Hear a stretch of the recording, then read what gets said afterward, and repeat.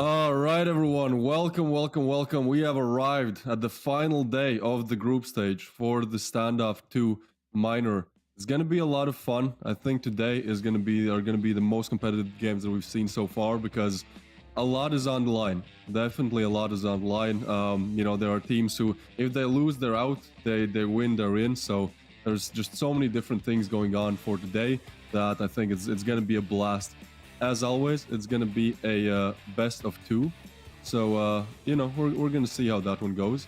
But, I think it's time to just slowly get into the flow of things, As always, I'm here, I'm Twist, and with me is DB. How you doing today, man?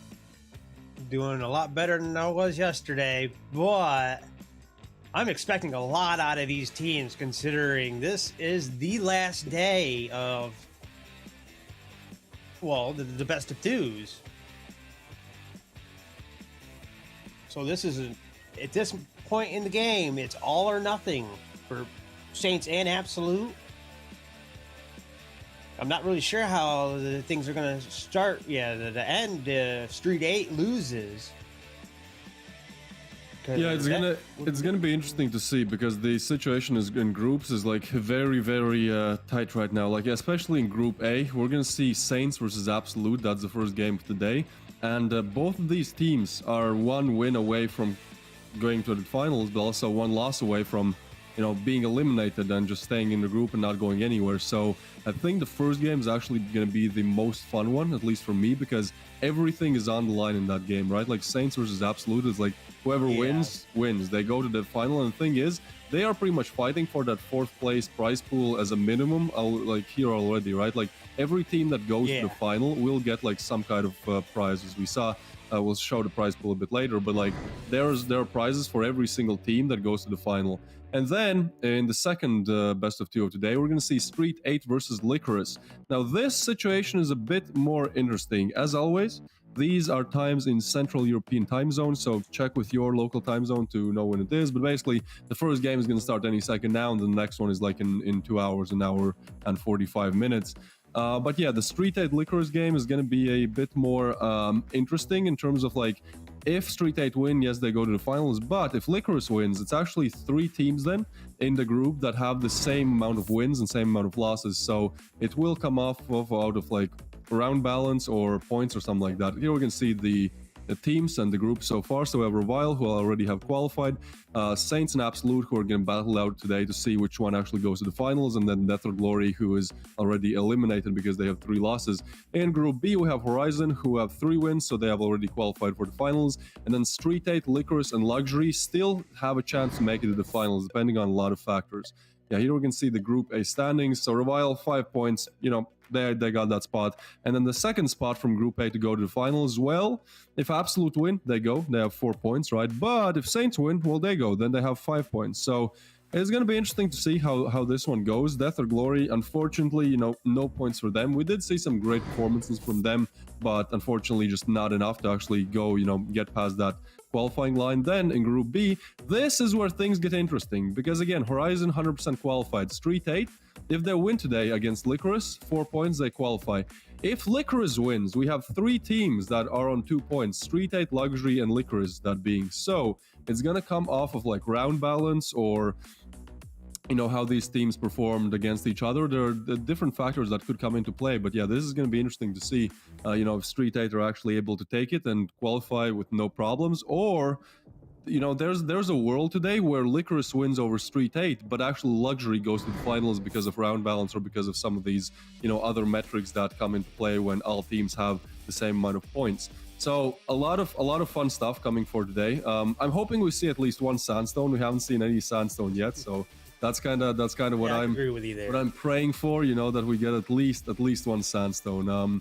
Probably gonna get Zone 9 in both best of twos because that's the way how it's been so far.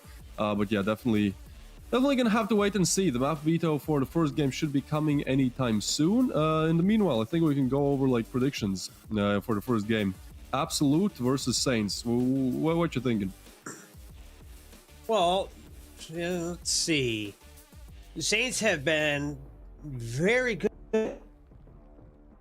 but then again, got STREETEIGHT, who's been just as good.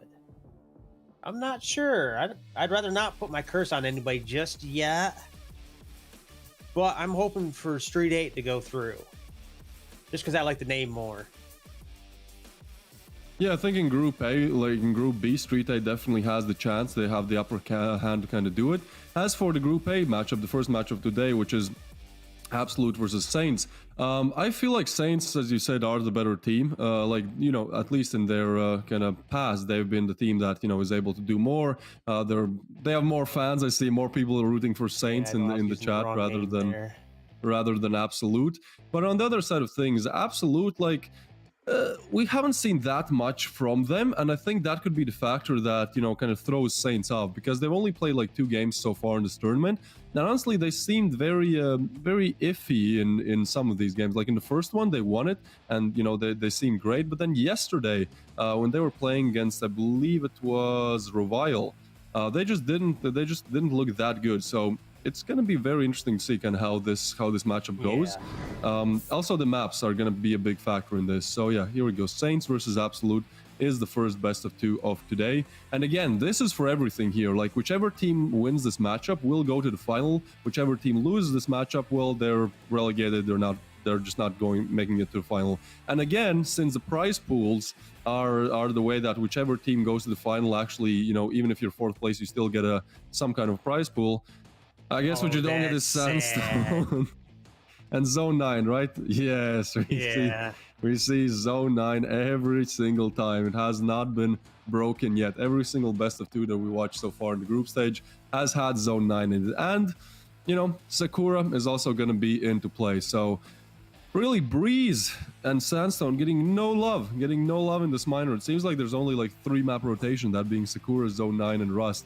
Breeze we've seen once, I believe, in day 2, if I'm not mistaken, and then Sandstone, no Sandstone yet. So, you know, it makes sense. It makes sense. I haven't seen Sandstone being played competitively yet, but it definitely seems like maps like Zone 9 and Sakura are just way more fun to play and just better to play for the competitive environment. But at the same time, Breeze is a very beautiful map. I think it rivals Sakura in terms of how beautiful it looks. So yeah, I'm kind of hoping we see a bit more of Breeze, you know, sometime at least. Yeah, I would hope at least before the grand finals on Sunday, there will be 1 Sandstone. But who knows? It might be the final match, or the final map on the grand finals.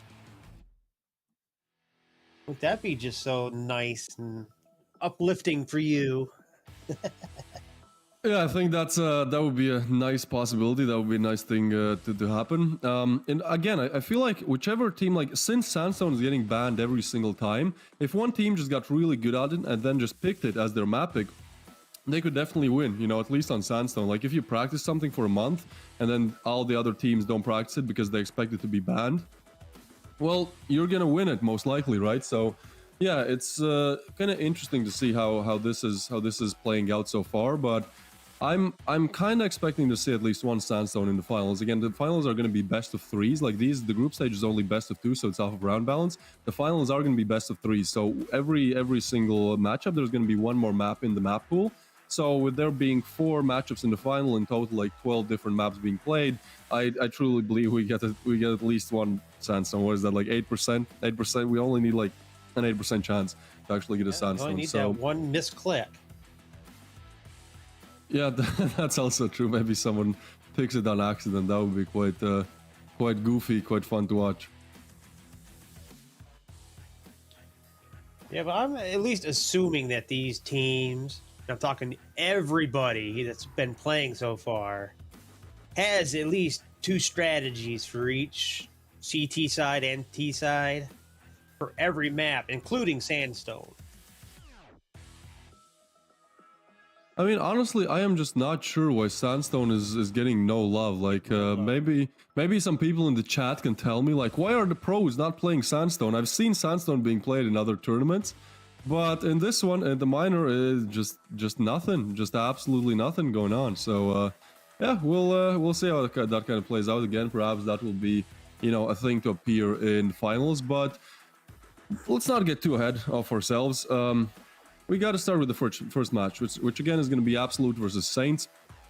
I think it's going to be the most fun match of today because this is actually for everything. In Group B, in the second matchup, it's more like, you know, if one team wins, they advance, but if the other team wins, if Lycoris wins, then it's off of points. And so it's not, in my opinion, it's not going to be as like competitive. It's still, you know, the ante is going to be up there, but maybe not as competitive as this one. It's probably going to be complete chaos if they draw. I'm actually quite interested in what happens if you draw, but I think then it probably goes off of round balance. Anyways, we are getting into our first game here. So Saints versus Absolute.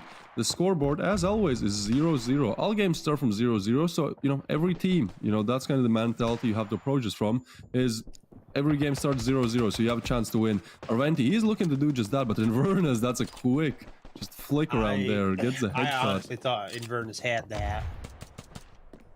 Yeah, me too. And so HLP does get Star Foxy, so it is a 3v3, but the bomb is not planted yet. And with time kind of ticking more and more off the clock, and well, especially with the All Saints players being rotated over now, it's getting hard for Absolute to do much here. Now, they do have the player advantage, but the bomb is dropped. So all that Saints really have to do here is just hold the bomb. Gentlemen, he is going to throw a nade, pre-fire, but does not get the kill. Fear and Knights, they get one each, and that is going to be Saints on 0 and Absolute on their first map point here. Yeah, and looks like Absolute did throw down the bomb a moment before the actual switch took place. Or yeah, the next round took over. They did actually boost up their economy. Yeah, it's always good to get that bomb plat, you know, get some extra cash in. And, well, Absolute is going to put that to good use. We see that they have bought, maybe not fully, you know, there could be better rifles. You could have replaced that MP5 with an AK, let's say. But still, they have a very good buy. And, I mean, it shows. Inverness goes down already, and the rest of Saints is literally on nothing. So this should just be a walk in the park. For Absolute, they get 2, 3, Deserve, and Sid left alive. Sid is able to get 1 on Sizer, so that's at least something. At least they take one of these... I believe it was an MP5. At least they take one of these weapons out of the round, you know, so Absolute have to spend a little bit more money next one, but it won't really matter, will it? Like, the bomb goes down, so that's even extra cash for them, and I think Saints, they're looking to just evacuate here. Sid has retrieved an FAL, so, you know, he's just looking to save that one. And then that's what I'd be doing, is just saving at this point. Yeah, and then Deserve is just like looking maybe for some exit frags. Well, I'm not so sure Sid realizes he's not going in the best of positions, though. Yeah, he might be running into Knights here real quick. Oh, he is peeking. Seems like he might be actually has the info, but it goes down. So Knights takes out Sid, and the weapon is not even going to be retrieved here. So yeah, Deserve, all that he can really do here is just stay on the USP, and well, he has 4.3k, so at least he'll be able to buy in this round. But Absolute taking the early lead here. Of course, in many of these games, we see the pistol round, you know, the consecutive one going one direction, and then as soon as you get to the rifles, everything completely switches. So yeah, it's going to be interesting to see if that's the case for today. What is the case for today, 100%, is these promo codes. If you want a skin in Standoff 2, you gotta screenshot this, copy this into game, write it down, whatever you do, just get it into the game where you have to enter the promo code, and if you're quick enough, you will get a free skin. Yeah, just remember, everybody, first come, first serve. Probably best bet would be have a second device or be on a PC watching through YouTube and have an emulator running in the background. Saints are heavily distracted about that B side of things. They do not want to let Absolute take it once again, but while taking it, they are pushing in. The bomb is somehow on site already, and I think they're just going to plant in the smoke. So we're looking at a 5v5 retake here. Knights almost finds Sid. How is that not a frag? What is happening here? Oh no, Inverness takes down 2, so now Saints, they're looking at their first rifle round here. I still don't understand how that was not a frag, but you know, it is what it is. But Sizer and HLP, they're actually able to refrag on Inverness and Gentlemen, so equal playing grounds once again, and actually with 20 seconds off the bomb already, I think Absolute have a chance. Unfortunately, there's only a Venti left alive. Now the bomb is planted for him, so he's gonna try to jiggle it, but a lot to do, and he just gets overwhelmed. You know, 2 people peek him, so Sid takes down Venti with the refrag, and that's Saints on their first point here. Yeah, it seems like the moment we start seeing these rifle rounds, the balance changes. as in the actual nice hip fires come into play. As in right there, for instance, with that Inverness double kill.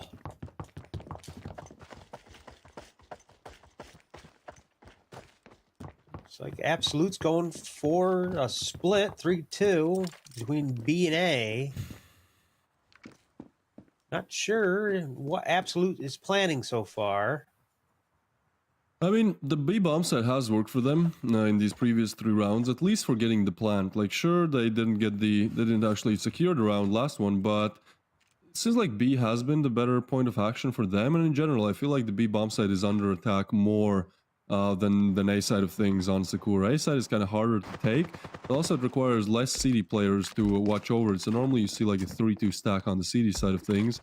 Now there is a frag coming in, so they'll probably sway Absolute even more towards that B side of things. They have kind of one lurker in mid, but he's not even thinking about B. But the thing is, Saints, they expect that. Now Absolute are actually rotating over. They might be looking to enter B bomb site from different angles here, or they might just be making some noise on B to actually go A, because if they do that, there's only one defender on the A bomb side of things. Now Sizer is peeking through the double doors here, trying to spot some players, and Star Foxy, he's in a very good position to actually get at least one of these players. He's not being watched as of now. Seems like he's not going to push either, and Absolute are kind of just unsure, uncertain, unserious about where they want to go. They're checking double doors, but then they're going back to be long. I'm not quite sure what's happening here. Seems like they are going to commit sometime soon. Oh, Star Foxy. Star Foxy. He pretty much single-handedly stops the round. Now, it's not yet over, but if he gets another one like that, Star Foxy, he's just going so big in this round. It is a 2v2, though, but Knights is low, and, well, Saints, their other player is rotating over, so this should be a pretty fair 2v2, especially with the bomb going down in the last seconds. What is that nade? Oh, boy. Can't do much against that, can you? A little curious if Gentleman can take this. I spoke too soon. Yep, he can't. He goes down. And so Absolute. 3 rounds already. This is not how you want the game to start if you're on Saints' side, especially with Saints kind of being a favorite in this matchup, or at least, you know, just by a little bit, but they are the favorite. Yeah, they're gonna have to pull some strings here to actually not let Absolute accelerate here. Oh, look at that headshot. Knights gets 1, and Star Foxy had a really good performance here, but Absolute are just able to, you know, pull it together and actually win it out then. Knights had a really big round. I believe that was a 3-piece or even a 4-piece, so yeah, props to Knights for actually able to do that. Star Foxy had a nice round right there. Yeah, I mean... Remember, from the kill feed, they're the two that only 2 had kills. I think they both like got like a 3-piece there, but you know, the team play, everything just comes into the way of Absolute. That nade was also really nice. I really like that nade. Yeah, that was a nice placement. Yeah, it eliminated one of the remaining CD players in that 2v2. And well, look what that has done to Saints' economy. They're on Deagles here and 2 USPs, 1 nade. So I mean, it's not the best of situations, but I think Absolute are not aware of this fact because, well, they're not pushing in. Normally, if you know that the other team is eco, you just, you know, rush them. It's pretty easy to win them that way. But what they don't want to do here is give Saints 1v1 gun duels. Because if they do, you know, there's bigger chance for you to get someone with a pistol if there's only 1 guy. But if there's like 3 rifles pushing you, you are most likely dead. And if you're not dead, you get 1 kill and get immediately refragged. So unless Absolute gives, you know, some 1v1 gun duels here, I think we're looking at a 4th for Absolute here. They are moving towards A side of things, and Sizer is just so quick. Takes on Star Foxy. The bomb should be planted any second here, and I don't think there's really anything that Saints can do. Like, they'll probably try to go for some weapon, you know, to retrieve some weapons, but... I just saw that grenade go out there. Yeah, but, well, there's not really much that Saints can do, is there? Gentleman 0 go down. In Avernus, he does get 1, so he gets a headshot on Fear. That's at least something. So that he might be looking to retrieve a weapon here, but Sizer gets another kill from that same angle, and Sid, only the one left alive. It's not a fair, it's really not a fair gun duel when there's a USP against an AK, so... You know, he goes down as well, and so that's 4 on board for Absolute. They are just pushing forward, but... I mean, from what we've seen so far, at least from what we saw yesterday and 2 days ago, as soon as one team really starts to get rounds and you think, well, it's over, the other team somehow always miraculously comes back. So I'm kind of expecting to see more of that here as well. And then the moment they actually get close to each other, one of the teams calls for a pause, and then all of a sudden it's game over. Yeah, those tactical pauses have been like monumental. Like in pretty much every single game that there's a tactical pause, somehow the team that calls the pause, it just comes alive big time in the next round. So I'll have to see. Maybe Saints will make that decision for a tactical timeout. Because well, it would make sense, especially with HLP getting this one. It's back to a 4v4, and Absolute are looking to take their fifth. Pretty much half of the rounds already won for them. So yeah, Saints need to do something here. I do not really like their positioning here. Seems like they have one player towards A and then two towards B, and I'm not quite sure if that's going to work out in their favor, especially with HLP here looking for openers on A. Yeah, that's going to call the rotation. Look at this, like at least one more player is probably going to rotate over towards A, and then it could be just easier for Absolute to actually take the bomb site. So I mean, yeah. Sid is unsure, I guess, whether to rotate or not. At least for now. And then Gentleman doesn't... I'm not so sure he actually understands where... Let's see. HLP is. Yeah, HLP has gotten a crazy position. I would even say that Absolute might make the call to go A. Because, yeah, look at this.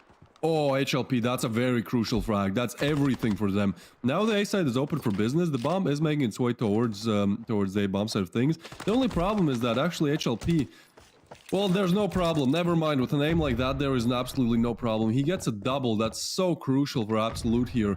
And they're just going to make their way onto the bomb side. The plant should be coming in. And Vernus is spotting at least one player nearby, so he's able to get Sizer. But it is a 2v2 situation. And, oh, look at that. Actually, Vernus is able to take down HLP. Ooh. He's just so good. A little curious. He continues his push. Oh, yeah. He just took out Knights, too. That's a triple. Well, at least 3 kills. That was very good from Inverness there. I thought this was Absolute's round any day of the week. That's what I was thinking.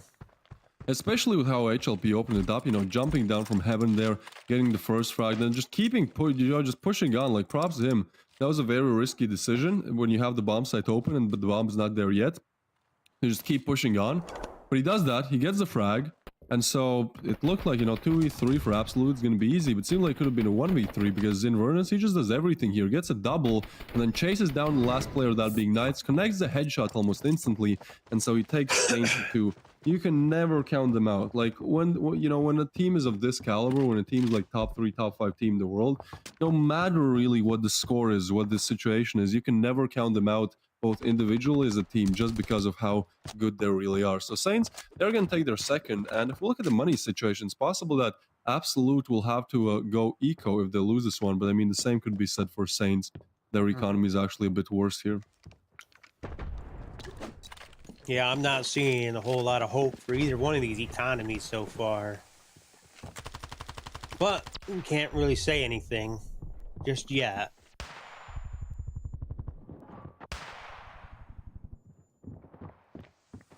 Well, Sid does have something to say. He gets a double. That is crucial for Absolute. That's crucial for Saints. Oh, and he gets a triple. That's actually deserved, though, but... This is such a shutout. Absolute didn't even get on site. I'm not quite sure what happened there, so Deserve is going to finish it off on Arventi, and... Well, that's a 5-0. That's not how you want things to go if you're on Absolute side. Especially after losing that 2v3. Again, as soon as one team gets ahead, somehow the other one just pushes forward. I think Deserve got a triple in this round. Yeah, there's 1, there's 2, and then, you know, just finishing the last one off. Yeah, then he goes out into the courtyard. Yeah, I think that's what that would be considered. Not call out as in what the map says, but as in what it actually is. I mean, I'm not like 100% sure about the call-outs either. I just go by feels, and I think most of the time they've been, you know, correct. It's really like on pretty much all of these games, like A side, B bomb side, then mid, B long, A long. If you got that, if you got 5 call-outs, you are good. Like there's, you know, you can learn some more with time, but you know, you're good for the most part. If you're playing, if you're casting. Me and both A-Master have decided there are certain call-outs we can't use because it's not the room. Yeah, take a certain map in a certain game. They called it lab when it's a server room. So we started calling it server room. Oh, I see what you mean. Yeah, I see what you mean. I'm curious if Absolute's going to go over to the A side here. I only see I think Star they're Foxy actually grouping defending. up to do exactly that. I mean, there's two players kind of on the outskirts of A, but Sizer's in a very good position. I'm not quite sure yet how Saints just allowed them to walk on site here. No, not really any gun duel. Star Fox is going to get Arventi, so he goes down again. But Sizer is able to refrag, and this is being a 3v3 with the bomb planted for Absolute to just kind of jiggle and deny the defuse. I mean, it's going to be hard now, especially with HLP being the only one left alive. He does get a freebie there. He evacuates as quickly as he can, and the bomb is... Oh, it's actually not planted for him. That's not good. He needs to get the frag, but Sid is able to get HLP. I'm not quite sure why the bomb plant went in there, because they could have, like... Yesterday as well, teams seem like they planted in the middle of the side, but that really makes it harder for them to defend the defuse coming in. And it's something you don't got to defend against. Another promo code. First come, first serve, everybody. Hopefully you got that second device, or you're an emulator running, or just that lucky. Just remember, please do not use more than one account to get those codes. That's just plain mean. Everybody should have an equal right to them. Alright, so we're heading into the last round of this half here, and I mean, so far, so close. Like, Absolute, they were up 4-1, I believe here, but Saints, they're able to pull 3 together, and I mean, that is needed, right? Because Absolute are on the T side of things. You really don't want to let a team get ahead on the T side, because that means on the side switch, it's going to be way harder for you, because they're going to be playing on the CD side with a round advantage already. So Saints, they kind of need this round a bit more than Absolute does. Absolute already have a great half, even though they've lost their 3 last rounds in a row. They still have a pretty decent half. It's not you know, one of the all-time greatest, but it's good. It's definitely good. But their attack just hasn't, it's somehow just, you know, stopped. They got their fourth. Everybody died all of a sudden. Yeah, they got their 4th round on the scoreboard, and then they maybe got a little bit overconfident. You know, just started thinking different thoughts, but. Yeah, they were quite unsuccessful at actually getting those rounds there. I mean, they did get like 1 bomb plant, but again, a minor mistake, not really planting the bomb for you. And well, that loses them the round. So we're looking at Saints at 5. The pistol round is coming in. And so far, in terms of individual performance, we don't really see like one player... Not really. Yeah, we don't really see like one player doing insane stuff. We've seen some nice like 1v2s, 1v3s. You know, we've seen some clutches and also some doubles or triples, but there hasn't been like that one player who just, you know, wrecks havoc every single round. So we'll see if that changes on the other side of things. Saints versus Absolute. Here we go. Absolute. They're going to show us what they can do on the CD side. HLP almost does that. I think he gets the tag. Yeah, he tags down Gentleman to pretty much, you know, 1/3 HP there. But the bomb is dropped, and Saints are taking a very slow approach to this round. They don't want to overcommit. They don't want to lose a player without a refrag, so they actually pretty much all group up together. Oh, but HLB gets some info, and he gets a frag on Sid. That's not good, especially when you're grouped up like that, to not get the refrag, or, well, actually get the refrag. Deserve just pushes in and gets down HLP. HLP was looking in the wrong direction at the wrong possible moment. Yeah, I don't think he expected Deserve to be that quick and that aggressive on the peak, but I mean, that's kind of why you have to play aggressive sometimes. The other team just does not expect it. And so Saints are making an A-side execute here. They are getting on the bomb side. The bomb is going down, but Knights knows that, and he spots a player. They might not even be able to plant. Yeah, they didn't plant. They were not able. They refused the plant, and so the only one left alive is Gentleman. He's been not having the best game of his life. I think he has the least amount of kills on his team, so this would be a great way for Gentleman to redeem himself. I mean, 1v4 is a lot to ask, but I wanted to say if he's able to get Fear, which he's not, so that's going to be actually Absolute able to take their CT. So again, all equal on the scoreboard, and well, this is looking good for Absolute, because most likely they're going to get this one as well, and so especially being on that CD side of things, they are definitely looking like they have the better odds here. Yeah. I'm kind of rooting for Absolute right now, but from the way the Saints are playing, it's still a very good possibility of a comeback. Especially in next map of Zone 9, because we've seen the most outrageous plays on that map. Yeah, you can never discredit the top 3 team, and well, this is why Saints, how are they able to do this? They get 3 kills with plain pistols against armored rifles and full util. This is just not what you want to see if you're on the side of Absolute. That is just, I'm not quite sure what happened there. Now, Fear is able to spot one.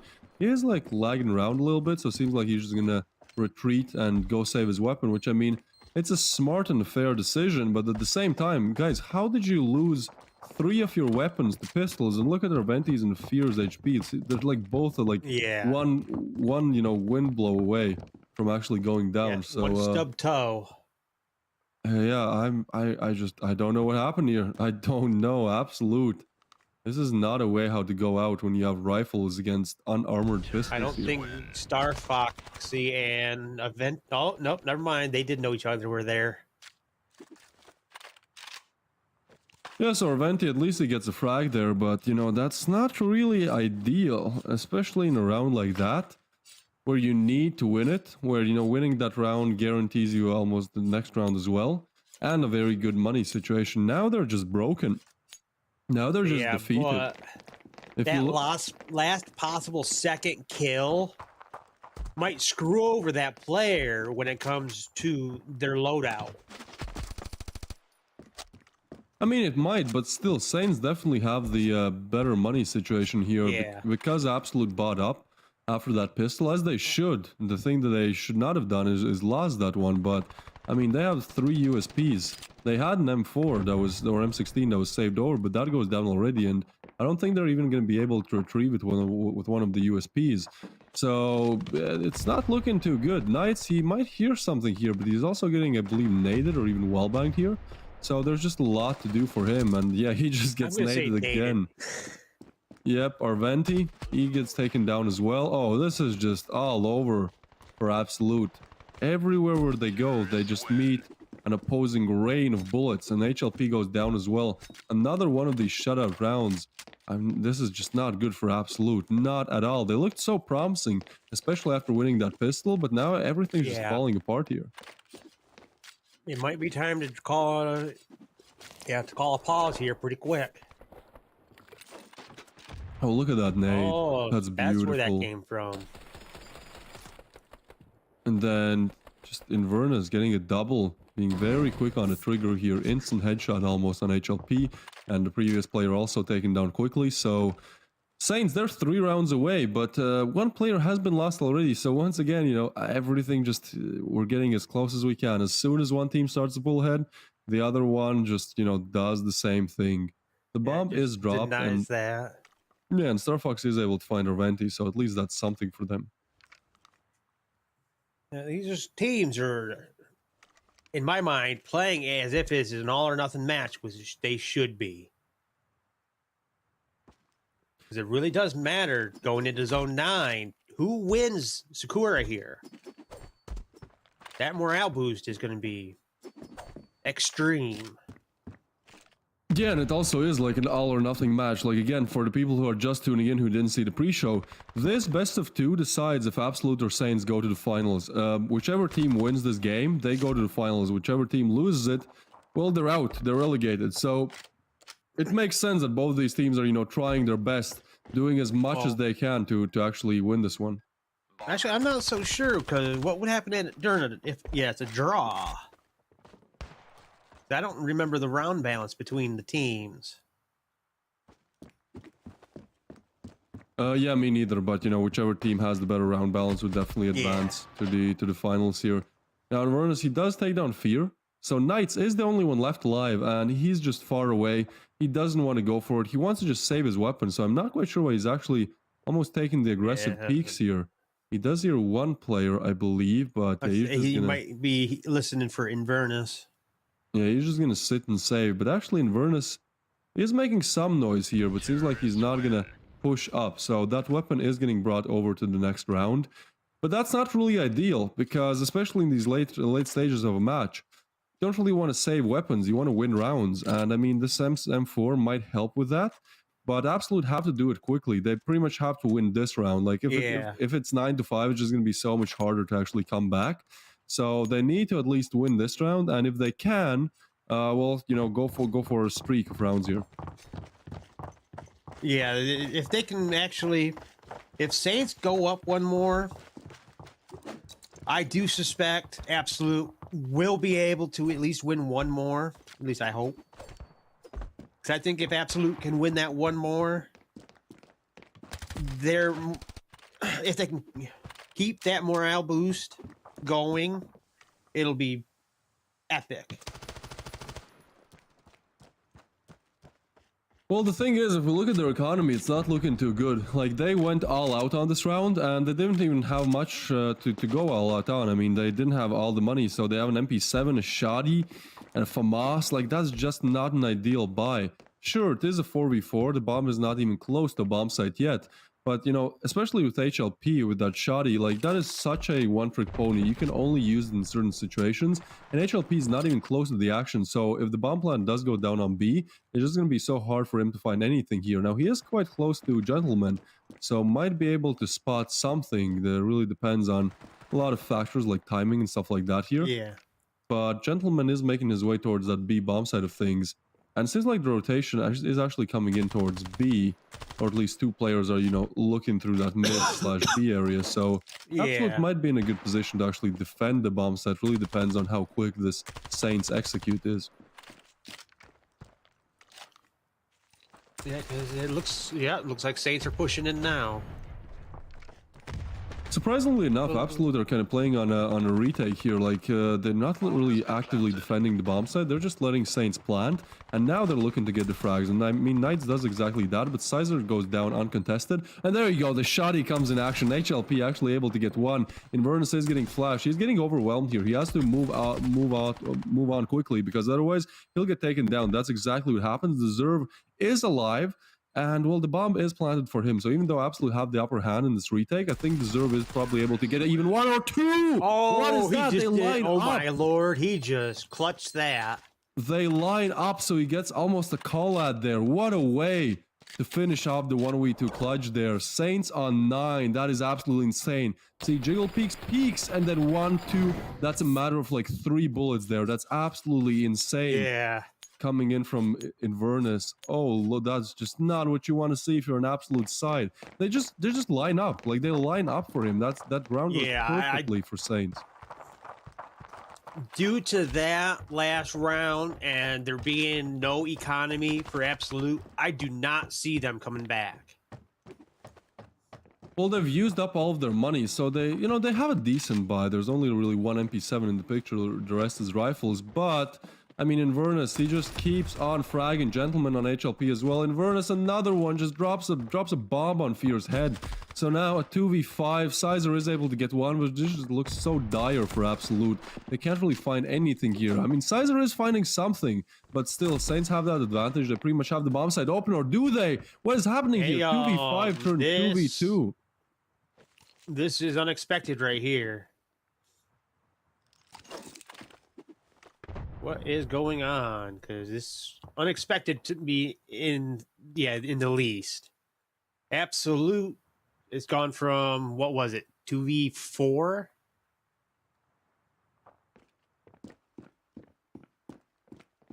Turning to a 2v2, and so the game is getting slowed down a little bit. Saints, even though they're confident, even though they pretty much know that they're going to win this game, they do not want to lose this round, and with them being maybe a little bit too confident, just pushing in, one by one, they also die one by one. So they're actually looking to kind of slow down the action here and actually go for an A hit. And actually, nobody is watching that. The closest one is Sizer, but he's not looking the correct direction. Now he is, but it might be a little too late. But I think the bomb plant is going to come in any second here. So we're going to look at a 2v2 retake situation here for Absolute.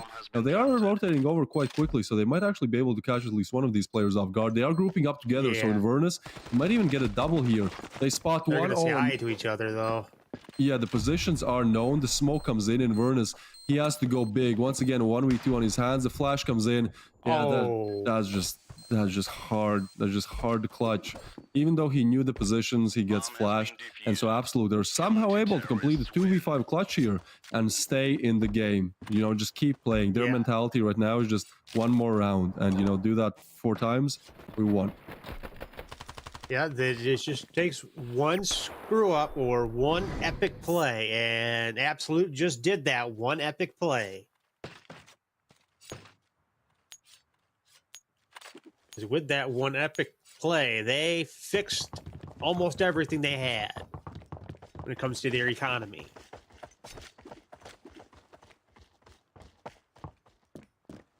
Yeah, well, I mean, there is still a FAMAS in the picture, so even though they win the round, they're not able to buy everything that, you know, their heart desired, but... fully equipped. Yeah, but at the same time, there's only one FAMAS, and I mean, that FAMAS can shred as well. But Absolute, they have bigger problems to worry about. They need 4 rounds in a row here if they want to win the first map.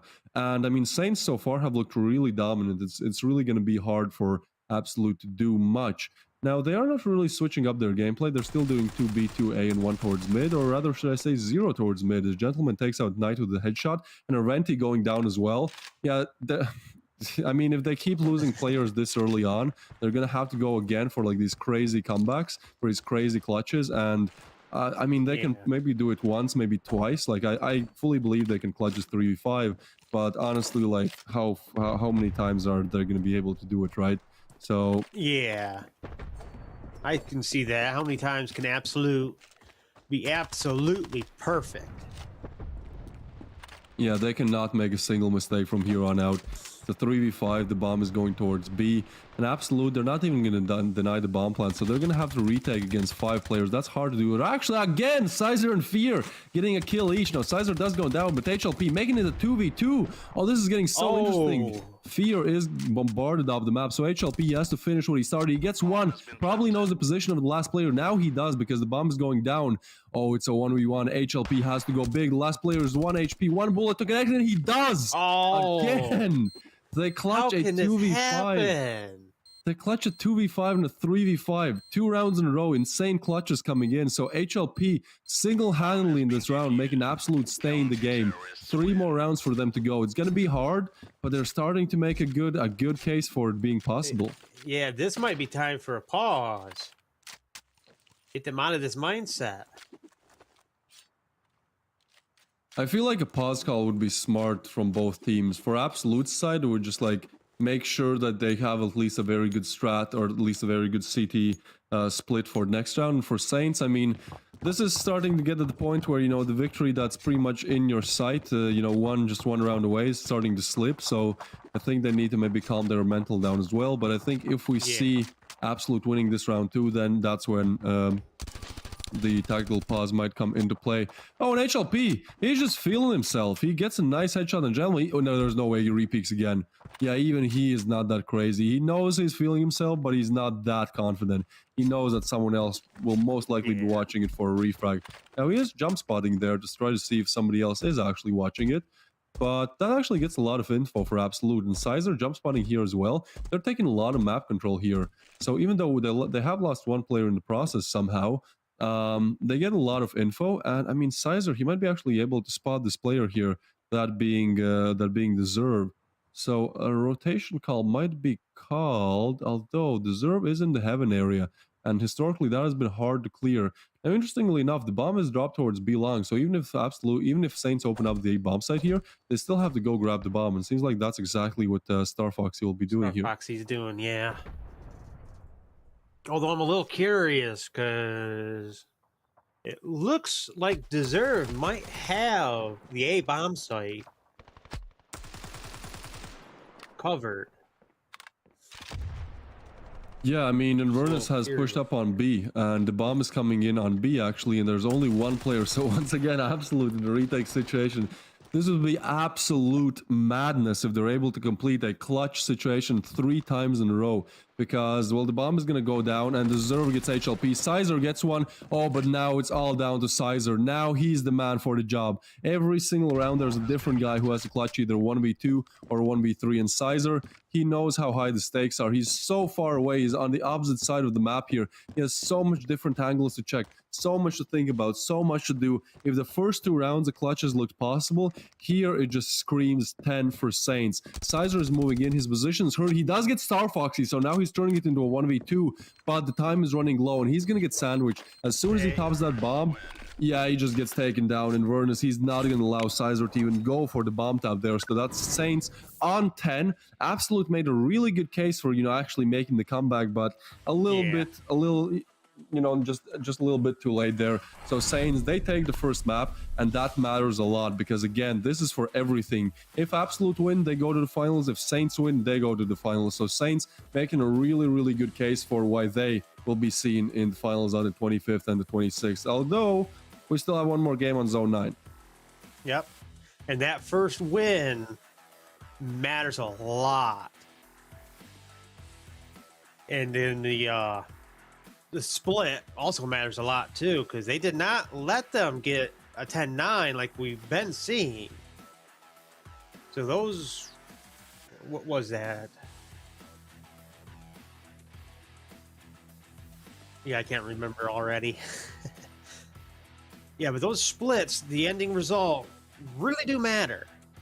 Because even if Saints win this next one, that round balance may just screw them over. Well, yeah, one thing is like the analytics. Like, obviously, if you win the first match, like the analytics are on your side. Like, you have the 3 round balance, you know, that they have. But the second thing is the mental, because like if you're coming into the second game on Zone 9 from Absolute's perspective, is like you have already lost the first game, so you're really fighting an uphill battle here. So it's just going to be even harder for them. As you said, they have to win pretty much like, well, they have to win at least 10-6 to actually win it. You know, if they win 10-7, it's going to be a draw. So if you're on Absolute side, you have to do one thing, and that one thing is to establish a dominant lead very, very quickly and early on in the game. If you fail to get that pistol round, get those, let's say in the first 5 rounds, get at least 4 of them, that's just going to weigh down so much more on your mental because the game is close and you don't really see yourself getting those extra 3 or 4 rounds needed. But also the problem is, like, if you don't do it early, it gets just progressively harder as the game goes on. So I think if there is one remedy, if there's one cure for the position that Absolute has found themselves in right now, that's just like going on Zone 9 and having an absolute all-out blast in the first few rounds of the Zone 9 game. Like, they need to, you know, show up big time. And then if they make that lead, if they make that like 4-1, 5-1, 5-2 lead, then I believe it's possible to, you know, just keep holding on to it. But if they don't, if in the first like 6 rounds it's like 3-3, it's just going to be so hard for them to actually establish their dominance. Here we can see the highlights. It looked very good from Absolute. Like at first they were like the ones dominating, you know, they won the pistol, then they win the consecutive one as well. They're like 3-1 or 3-0 up, I believe. So they need to do the same thing on Zone 9, but actually, you know, hold on to that lead, because otherwise it's looking like Saints are going to be playing alongside Revile and Horizon, who are already qualified for the finals.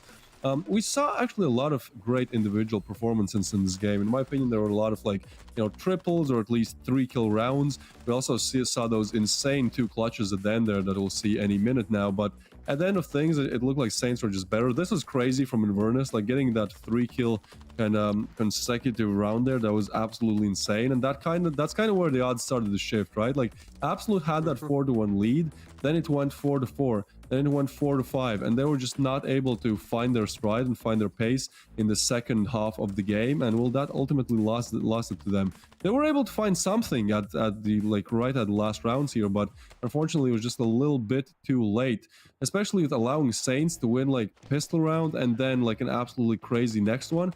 Like, that's just not what they wanted to see. Like here, Saints coming in with just pure pistols and winning against rifles, that definitely tilts you. And not only that tilts you, that makes you lose, well, 2, even 3 rounds here in a row. And once you find yourself in that 5-8, 5-9 situation, it just gets progressively harder to really do anything here. Yeah, these matches so far have been extremely interesting, because these right now are all or nothing. So let's hope for Saints win the next one, because if they do, they're cinched. But if Absolute can take this next one, it'll all come down to round balance. Well, yeah. If Absolute win, if Absolute win the next game, then it's off of round balance. If there is a chance that they draw, like there is a chance that as the first game finished 10-7, there is a chance that Zone 9 finishes 7-10. So that would mean that both teams have 17 rounds in the best of 2, and then that would actually be really interesting. But I think either Absolute or Saints have one more point, because one team has won and drawn, and then the other team has won too. So I think then just one of the teams who has a bit more points goes. But yeah, we'll see how that goes. It's gonna be a blast on the second map. I mean, Zone 9 is always very fun to watch. You know, there's a lot of cool clips. You know, Zone 9 is the only map. It's been absolute chaos since it's been on, especially the last couple of games. I mean, Zone 9 is the only map where we've seen an ace and actually a 1v5 clutch, that being so far. So that's interesting to note. I believe in this tournament, the only 5-kill round coming in from a single player was also a 1v5 clutch. Like normally when you see aces, it's like, you know, somebody who has bought a rifle and the other team's on eco and he just, you know, holds down the trigger and gets 5. No. This time it was like the craziest ace that you can get, which is a 1v5. That was Flaffy, I believe, on the side of either Lycoris or Luxury. He plays for either of those teams. It wasn't that matchup, nevertheless.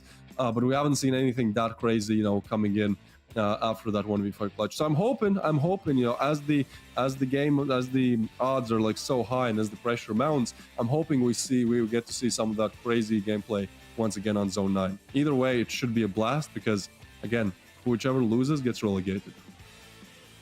I'm hoping to see maybe even another grenade wall like we saw the other day.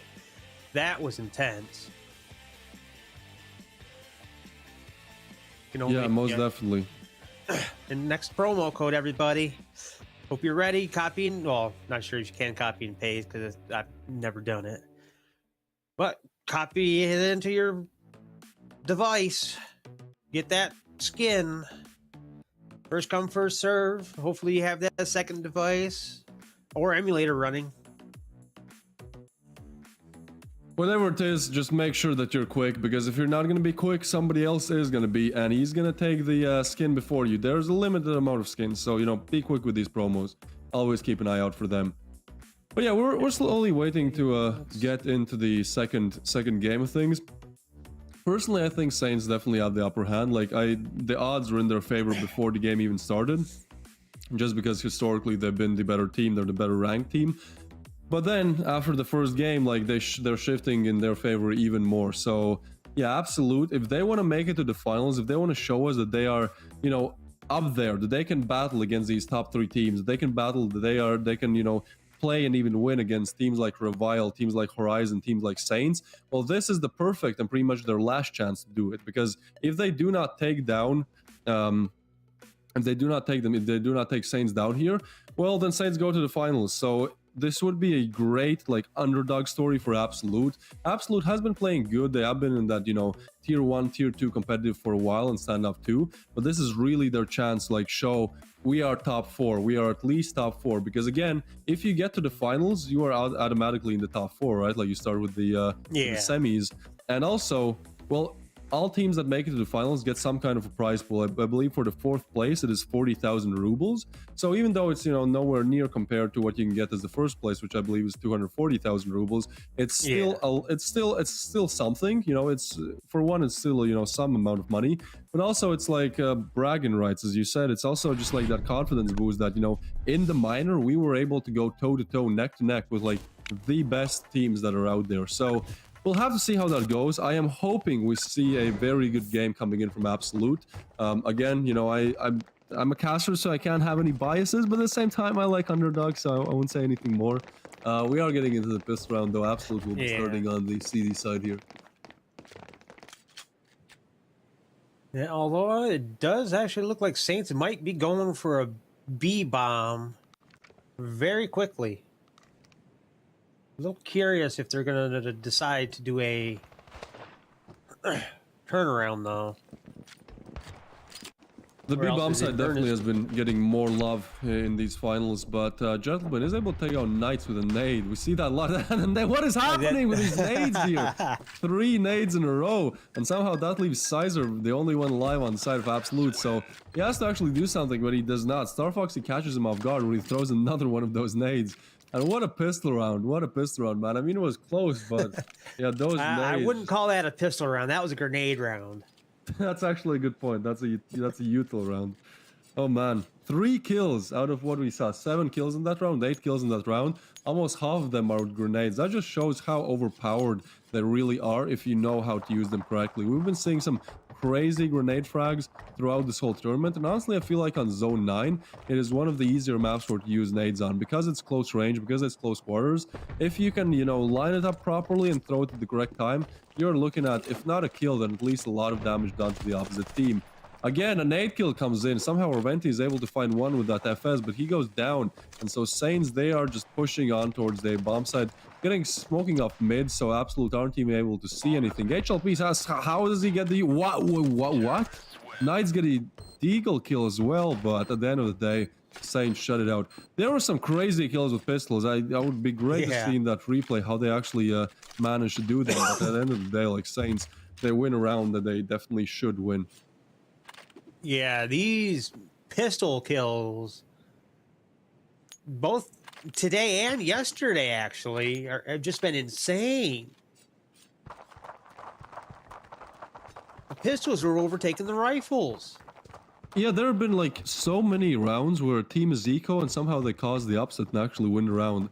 And that's so weird, because every time I see them, you know, normally when you play with a pistol, it's like, well, it takes like 4 bullets, unless you get first bullet headshot and then like, you know, just a great body shot. A lot of the times, especially with USPs, it takes like 5 bullets. And with rifles, we see like instant headshots almost most of the time. So I'm not sure how that works out, but it does. Star Fox is able to take down HLP here. So the bomb site, it's getting just so much, it's getting attacked so much in these last couple of days. And I mean, nothing has changed so far. Oh, Star Fox, he just keeps on going. He's single-handedly...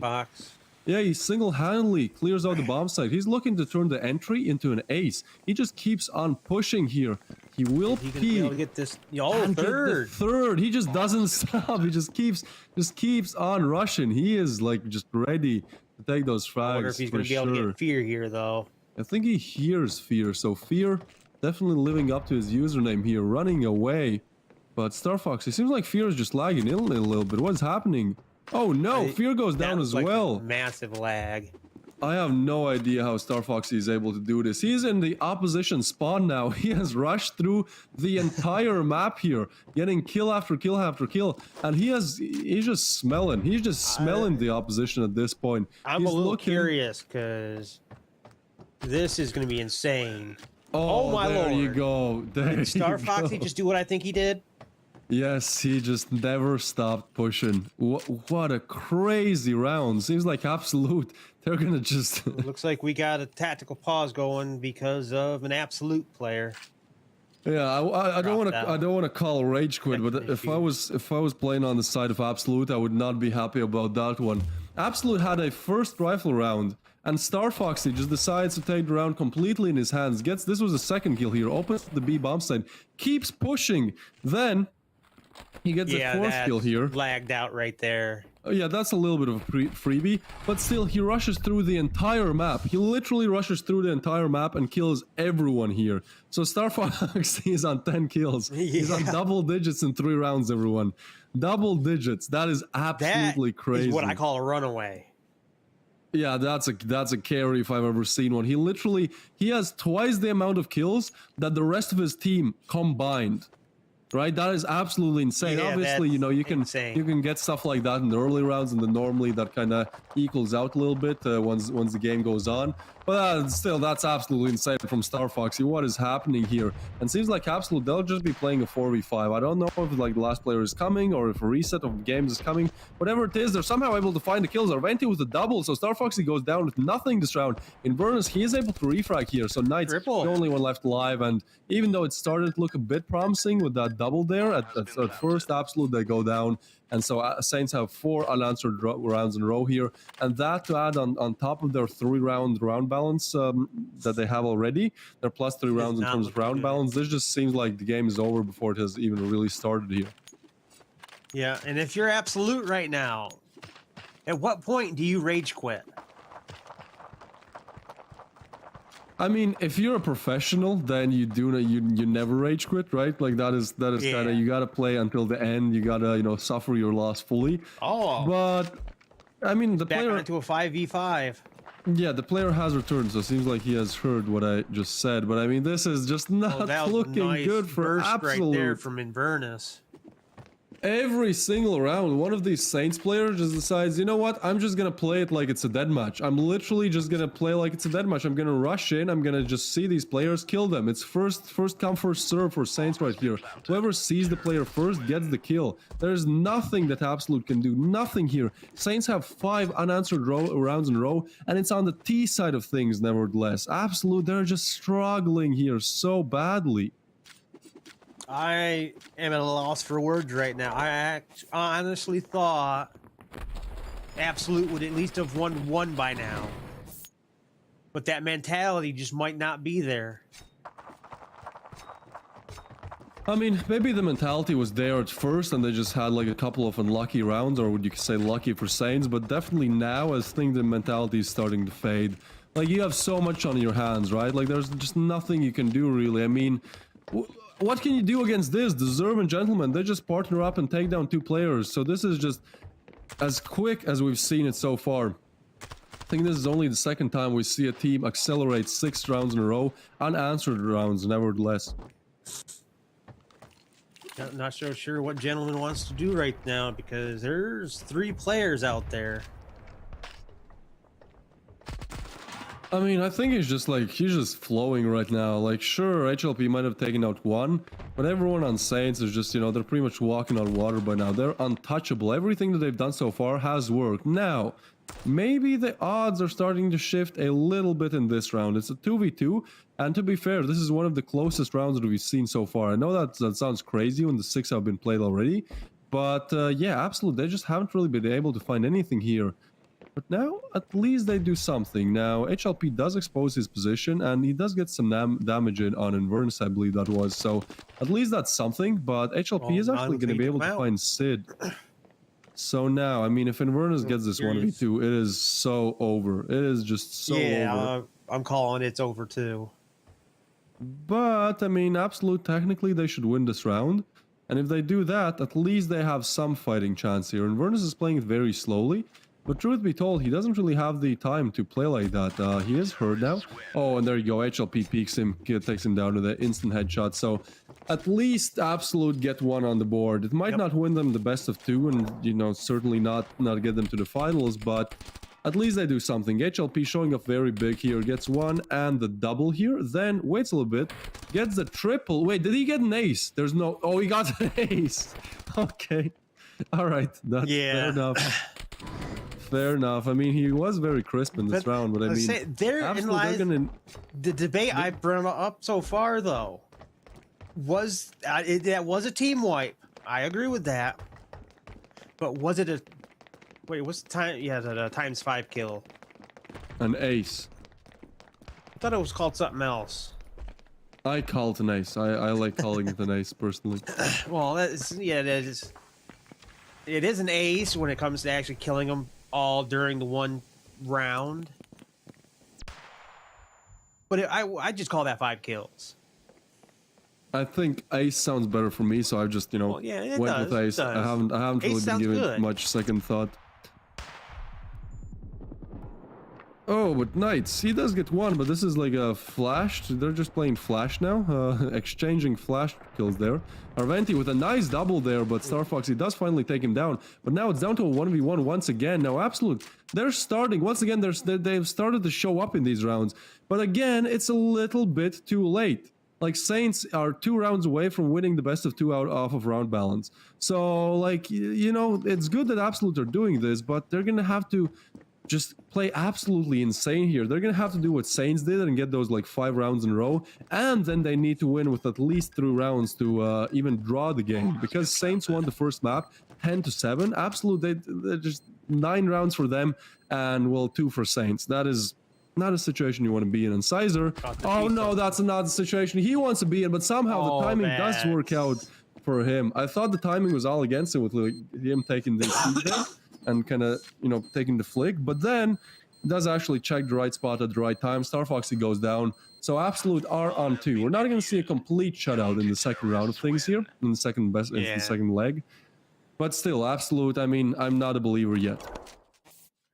Yeah, it might be an underdog, but like you've been saying, if Saints can get up to 7, it's over. So they only need the 2, just based on round balance. Yeah, 7 is a draw, and 8 rounds on Saints is over. So yeah, I mean, not much that Absolute can do in this situation. Honestly, they just need to take it round by round. Sizer is going to be a little bit more aggressive in this one.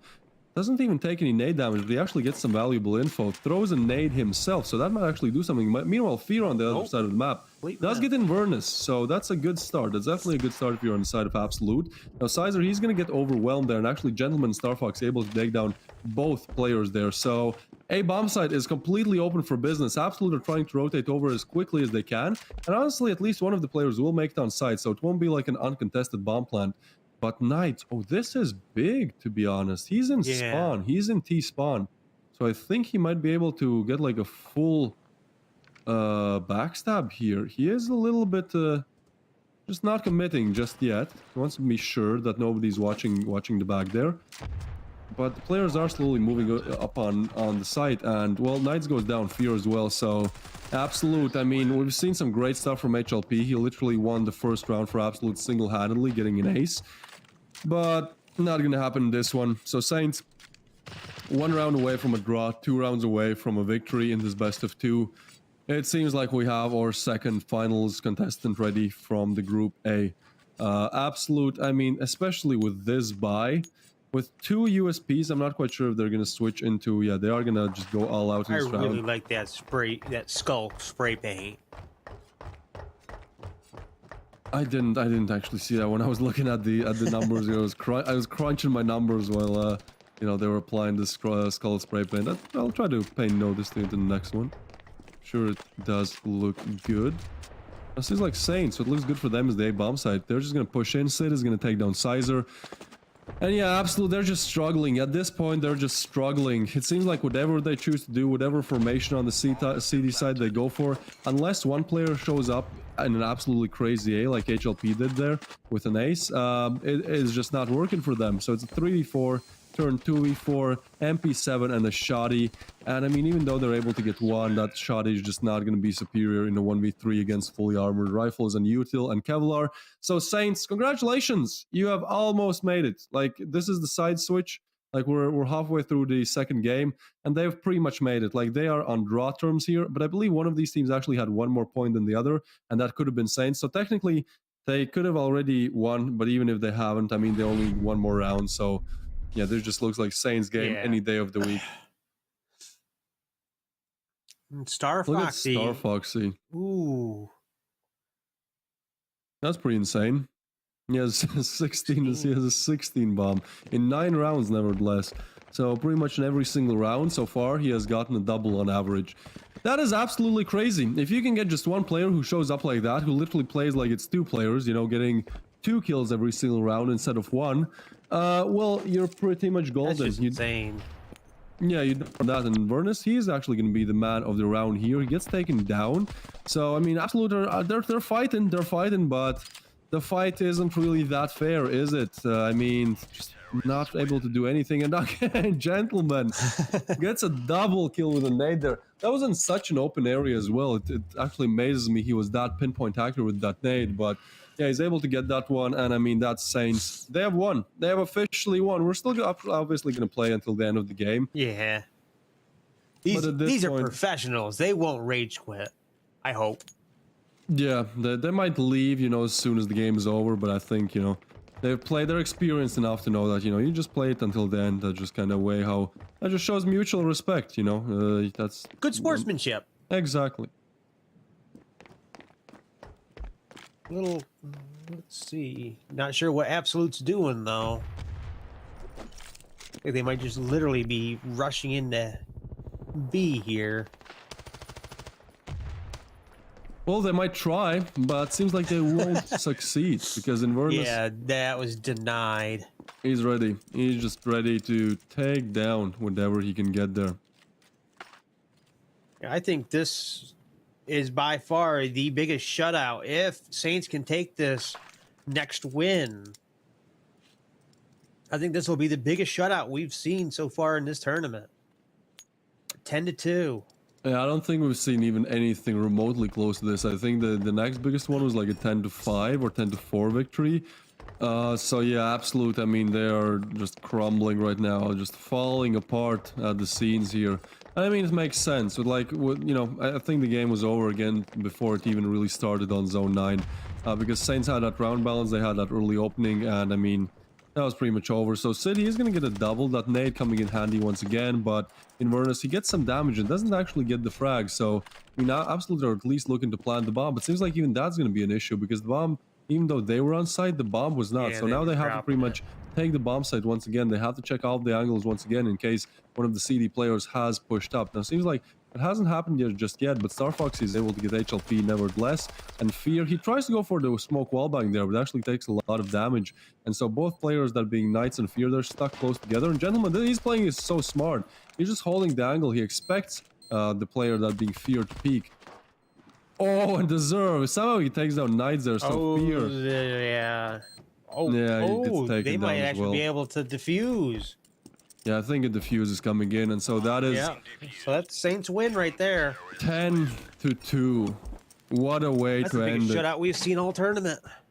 Very, very, very dominant performance by Saints here. They are pretty much up a map in terms of round balance, right? Like they won the first one with a +3, and now they added another +8 to their tag. So in this best of 2, they had a +11 round balance. That is that's pretty hard to do.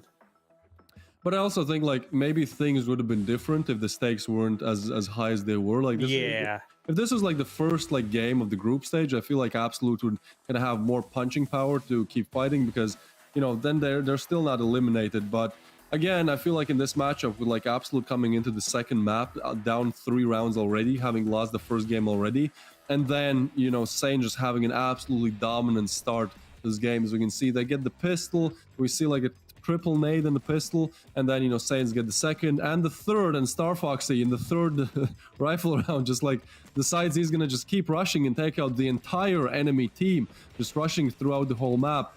I feel like this is the round that broke them. That third round by Star Foxy, it was just like, guys, it's over. I know we're only 3 rounds in, but like if they're gonna show up like this, what can we really do? HLP tried, he got an ace as well, so we actually see 2 aces in this best of 2. That's the most that we've seen so far. But I mean, they weren't nearly as insane as Flaffy. But they were decent. Yeah, I don't think it like Flaffy is in a league of his own. He's like, I don't think we're gonna see anything in the remainder of this tourney that's even gonna compare.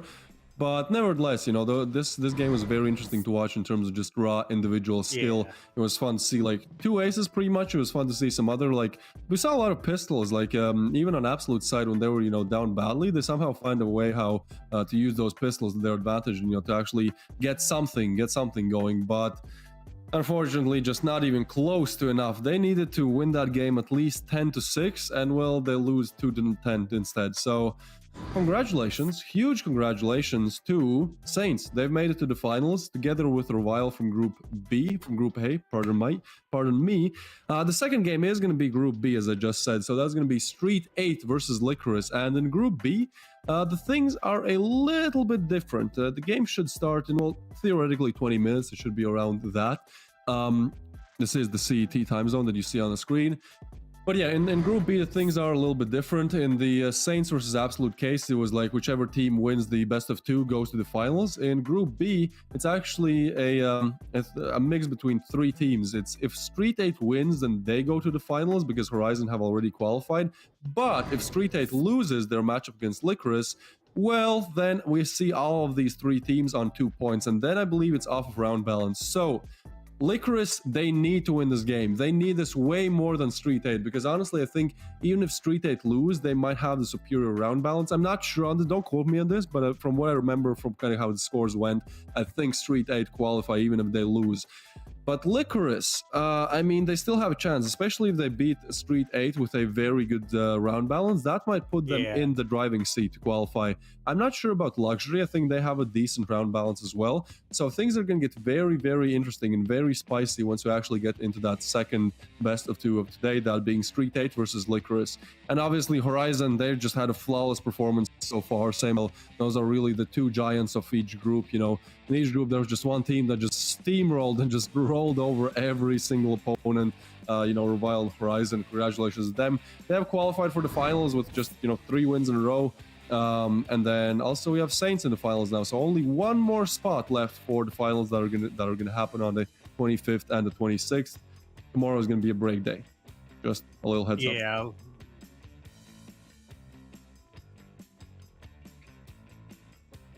Yeah, so we're gonna go on a pause here, and we'll see you guys right after the break.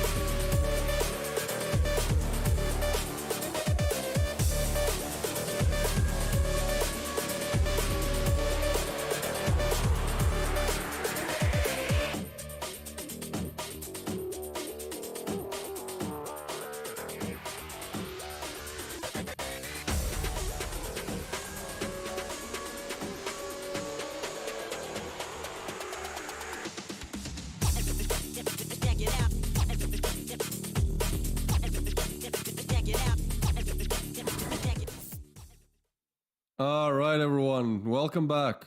We are here for the second half of today's matchups. We're going to see another best Final of two. matchup. Final matchup, that is exactly right. As always, I'm Twist, joined here today by DB. Hey, everybody. Yep, and well, we're gonna see the final match of the group stage, right? Like it's been exciting. It's been I wouldn't say long, but it's been an exciting 6 days. But finally, all of that is coming to an end because this is the final matchup, and this decides the final team that actually makes it to the finals. So far, there are 3 teams have already been qualified. There are 4 final spots, and 3 have been taken. That being Revial, Horizon, and then we just signed the match that also Saints are gonna go to the finals. So that's 3 teams already in the finals. You're gonna see the finals on the 25th and the 26th of February. Tomorrow will be free. But there is one more slot, and there's actually 3 contenders for that slot. Because in Group B, the situation is quite interesting. In Group B, STREETEIGHT is on 1 win. Then Luxury is on 1 win. And Lycoris is on 0. But if Lycoris wins against STREETEIGHT, all 3 teams are on 1 win and also 2 points. So this is how the standings are looking so far. So if STREETEIGHT win, they secure the final slot to go to the finals. They have 4 points, Lycoris has 0. But if Lycoris wins, then STREETEIGHT, Luxury, and Lycoris are all on the same amount of points. And then we will confirm this to you guys, but I'm quite sure it goes down to a round balance, to whoever actually has the highest differential in terms of rounds won to rounds lost. So it's going to be very exciting to see how this final game goes. I would say that every single round is of importance. Obviously, like STREETEIGHT, even if they lose, there's still a chance they still advance just off round balance. But for Lycoris, this is everything. So let's see the wait. Is there please Sandstone? Please be Sandstone. No, I'm going to say Zone 9. Of course. So even though Zone 9, even though Sandstone doesn't get banned immediately like it usually does, we're still not going to see it. We haven't seen a single teasers. Sandstone game. Yeah, this is a real teaser here. So interestingly enough, Zone 9 so far in the group stage, we've seen, 12, by this it'll be the 12th best of 2. And in every single one, we've seen at least one Zone 9. So Zone 9 is getting like all the love in this minor. It will be played for 12th all the love time. For Zone 9. Yep, and then we have Sandstone on the other hand. Sandstone 0, Breeze once, I think. So very interesting how this kind of pro map will, kind of goes, at least in this minor. Again, maybe we'll see some of these less played maps in the finals. Probably we will, because the finals are best of 3. So one more map comes into each map ban. But for now, we're looking at, well, no Sakura. We've been seeing a lot of Sakuras, same as Zone 9. We're looking at Rust first, and then Zone 9 finished off. And honestly, I think it's great to finish it off on Zone 9. Personally, I think Zone 9 is the most fun map to watch when it's like... I agree. Yeah, when it's like really close. So yeah, that's kind of the map ban that is gonna come into play. We should be good to go any minute now. Again, it is Lycoris so far on 0 wins and 2 losses against STREETEIGHT so far on 1 win and 1 loss. If STREETEIGHT, they go to the finals. If STREETEIGHT win, if they lose, it's off round balance. So it's gonna be interesting to see, kind of how that unfolds and kind of how that goes down.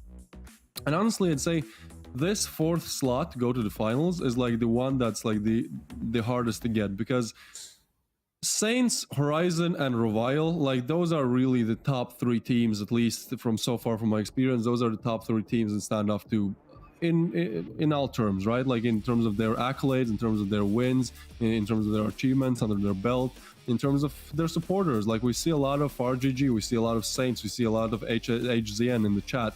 So those 3 teams are like tier 1, like tier 0.5.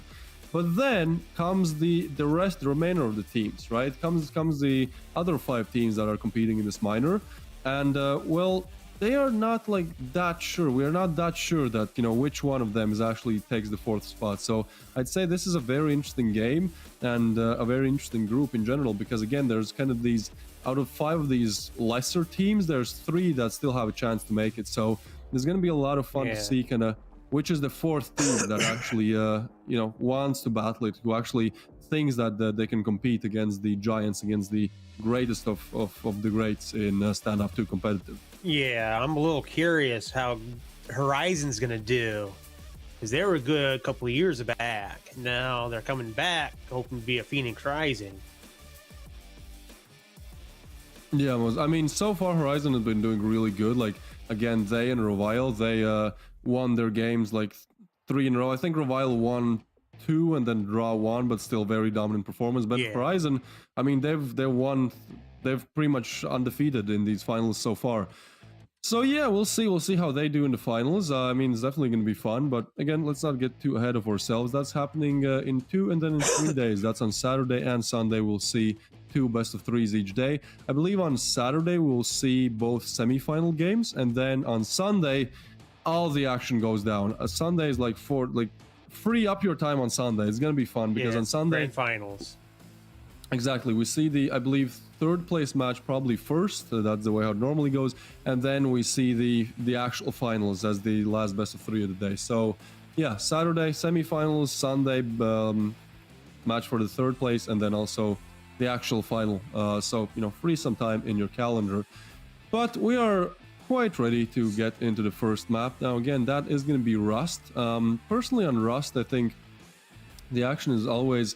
It's either very fast or very slow. I hope that makes sense. Like it seems like on maps like Sakura and on maps like Zone 9, now the gameplay is more dynamic, especially on the T side. You just kind of slowly clear up, you know, slowly clear your angles, slowly take map control.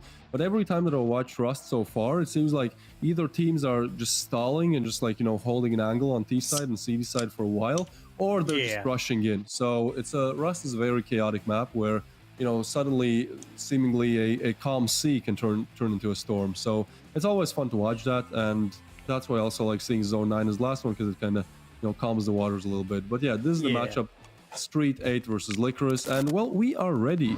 We are ready to get into our first matchup of today. Yeah, and...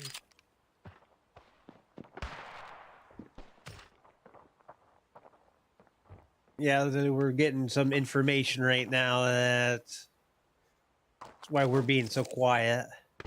Or just confirming whether or not, you know, how the round balance exactly works. But what it seems like it's working is Lycoris pushing the A side. Alright, so it is official. It is confirmed. If Lycoris wins, it's off of round balance. If not, well, STREETEIGHT, they're advanced, but they're taking a very slow approach to this pistol round here. We can see that Lycoris, they're just looking around. They're looking if they can get any openers. Oh, and he gets just flashed. He's so white. Flaffy. He's the man, the myth, the legend, the guy who clutched a 1v5 in this tournament so far. So Lycoris, I'm sure they can do something here in terms of winning the best of 2. They do get the bomb plant down, and so STREETEIGHT are working at a deficit here, 4v5, and they have to complete the retake and the defuse. Not really a position you want to find yourself in, but it's not looking that dire just yet. But now with Comet getting that frag, it does equal the playing ground a little bit, and Broken actually comes in with another one. So now a 3v3, and time is low. Oh, they actually go with the defuse, but Flaffy, once again, when you need him, he just shows up. He gets a very crucial frag, denies the defuse. Oh, and sweeps. Wait, hold on. They're just sticking it, and not Broken sees someone able to get the double there. I thought for sure he was just going to open fire, not take those little shots off.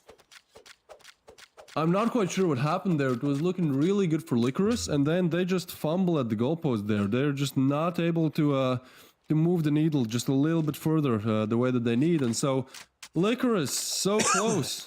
Very close. Yeah, no cigar. I was not take the first one. STREETEIGHT to take that one. No, me neither, but it seems like Not Broken was just very, very good at getting that double. And I actually like that they threw the smoke there and then just, you know, went for... pretty much twice they went for the early kind of ninja defuse. But Lycoris are going to move towards that B side of things. It has been pretty interesting to see what teams are able to do on B. And while Broken is continuing his reign here, gets a nice nade frag and an assist. Flaffy though, again Flaffy, seems like the man, the myth, the only guy who actually shows up when you really need him on Lycoris is there once again. But he's now left alive as the final player, and well, he is good. We saw 1v5 from him, but I mean a 1v4 on low HP pistol, unarmored pistol against armored rifles, that's a little bit too much to ask, even for Fluffy. So STREETEIGHT are going to take their guaranteed second here, pretty much. And, well, we're getting into our first rifle round, so this is where the fun begins. Yeah, a little curious on these first rifle buys. You go all out with your weapon, or do you take the economy into consideration? Well, Payback takes a while into consideration, but is still able to get the wall back there, so that opens up the round quite early. And Lycoris, they're looking to do what they could not do on the first 2 rounds, and that is, well, win them. Oh, what is this boost? Mysterio, I haven't seen that before. That's a crazy boost. That's also a boost where you're exposed pretty much from all angles, so he quickly turns away there. Mysterio is trying to look for some frags here, retreats back, and now he's looking to find some people through the wall there, perhaps. Fluffy, though, every single time I see Fluffy, I'm just excited because it seems like this guy always has a trick up his sleeve, always has that one kind of gimmick play that he can do that somehow actually wins the round, or, you know, gets his team close to it. So Lycoris are still grouping up towards that A bomb side of things, and I mean, SLV is low, so it seemed like it could be possible, especially with STREETEIGHT kind of rotating over towards B. I mean, the timing is everything here, but Common is finally starting to really push here, and the rotation is coming back, so this is very close in terms of timing. Like, it could really go either direction. Seems like Payback is going to be the entry fragger here. One side of the side is smoked off there, so it's really Mysterio that could do something here, and he's not even able to find a single hit marker there. So Paycheck and Payback, my favorite duo, completing the payment. I don't know what they're completing, but they're completing something because they're winning rounds. So Lycoris getting their first round on the board here. Yeah.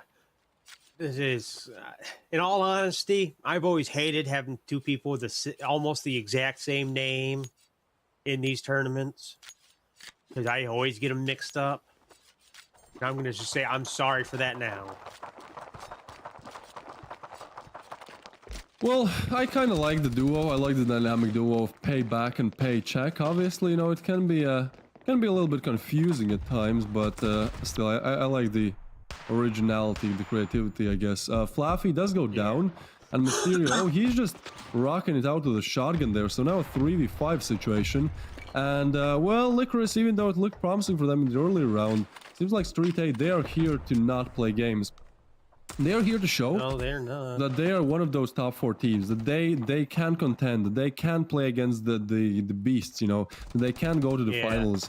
And unless Lycoris are able to do more than just one headshot here, seems like they're gonna, you know, take the opportunity to show this in this round as well. So 2v4 unfolding now. I believe the bomb is down, and I mean comment is down as well. So Payback 1v4. He does get one. Oh, and goes for the pre-fire, but Floodzor, he's ready. He's just steady, trigger patient, gets the frag there. No problem for him, and no problem for STREETEIGHT or 3. Yeah, that's some true trigger discipline, just like this next code could be for somebody. Put it in your second device, put it in the emulator. First come, first serve. I wish you all the best of luck. You gotta be quick, but if you are, well, I mean, you can get some nice prizes. A little surprised to see Lycoris going over to A. Well, I do hear a lot of tactical action. Oh, Mysterio, he's done it again. The Mad Lad has done it again. He's just holding the closest of angles, but that's actually really smart. Like, yeah, that's probably a smart idea. That angle is very hard to clear, and especially with shotgun, where you really only need to connect one bullet, it just works out for him. Oh, he's just gonna be aggressive and peek again. Not able to really get any damage, and so Payback finally takes him down. But I feel like the damage has been somewhat done, because Mysterio definitely knows at least positions of 2 players there, so I mean, everyone's rotating over, but Paycheck somehow gets a crazy double there. I think they just lined up for him. So, oh no, this is not a situation you want to find yourself in if you're Floods or an SLV. Not at all. 2v4, but Floods, he's going for the big brain play here. He is making noise, so I think he will be heard. And even though he goes for the pre-fire comment, is just better. His crosshair placement is just there when Floods is not. So, I mean, Lycoris, they're keeping it competitive. Seems like STREETEIGHT are the better suited team to win out this best of 2. At least in terms of like what we've seen previously. But Lycoris, they haven't smelt victory, so they're hungry for it. They haven't eaten in a long while. So far, 2 losses in the group stage, so Yeah, they're looking to do something here. Yeah, for Lycoris, it's an all or nothing stage at this moment. Street 8 still has a possibility if they can get it a draw.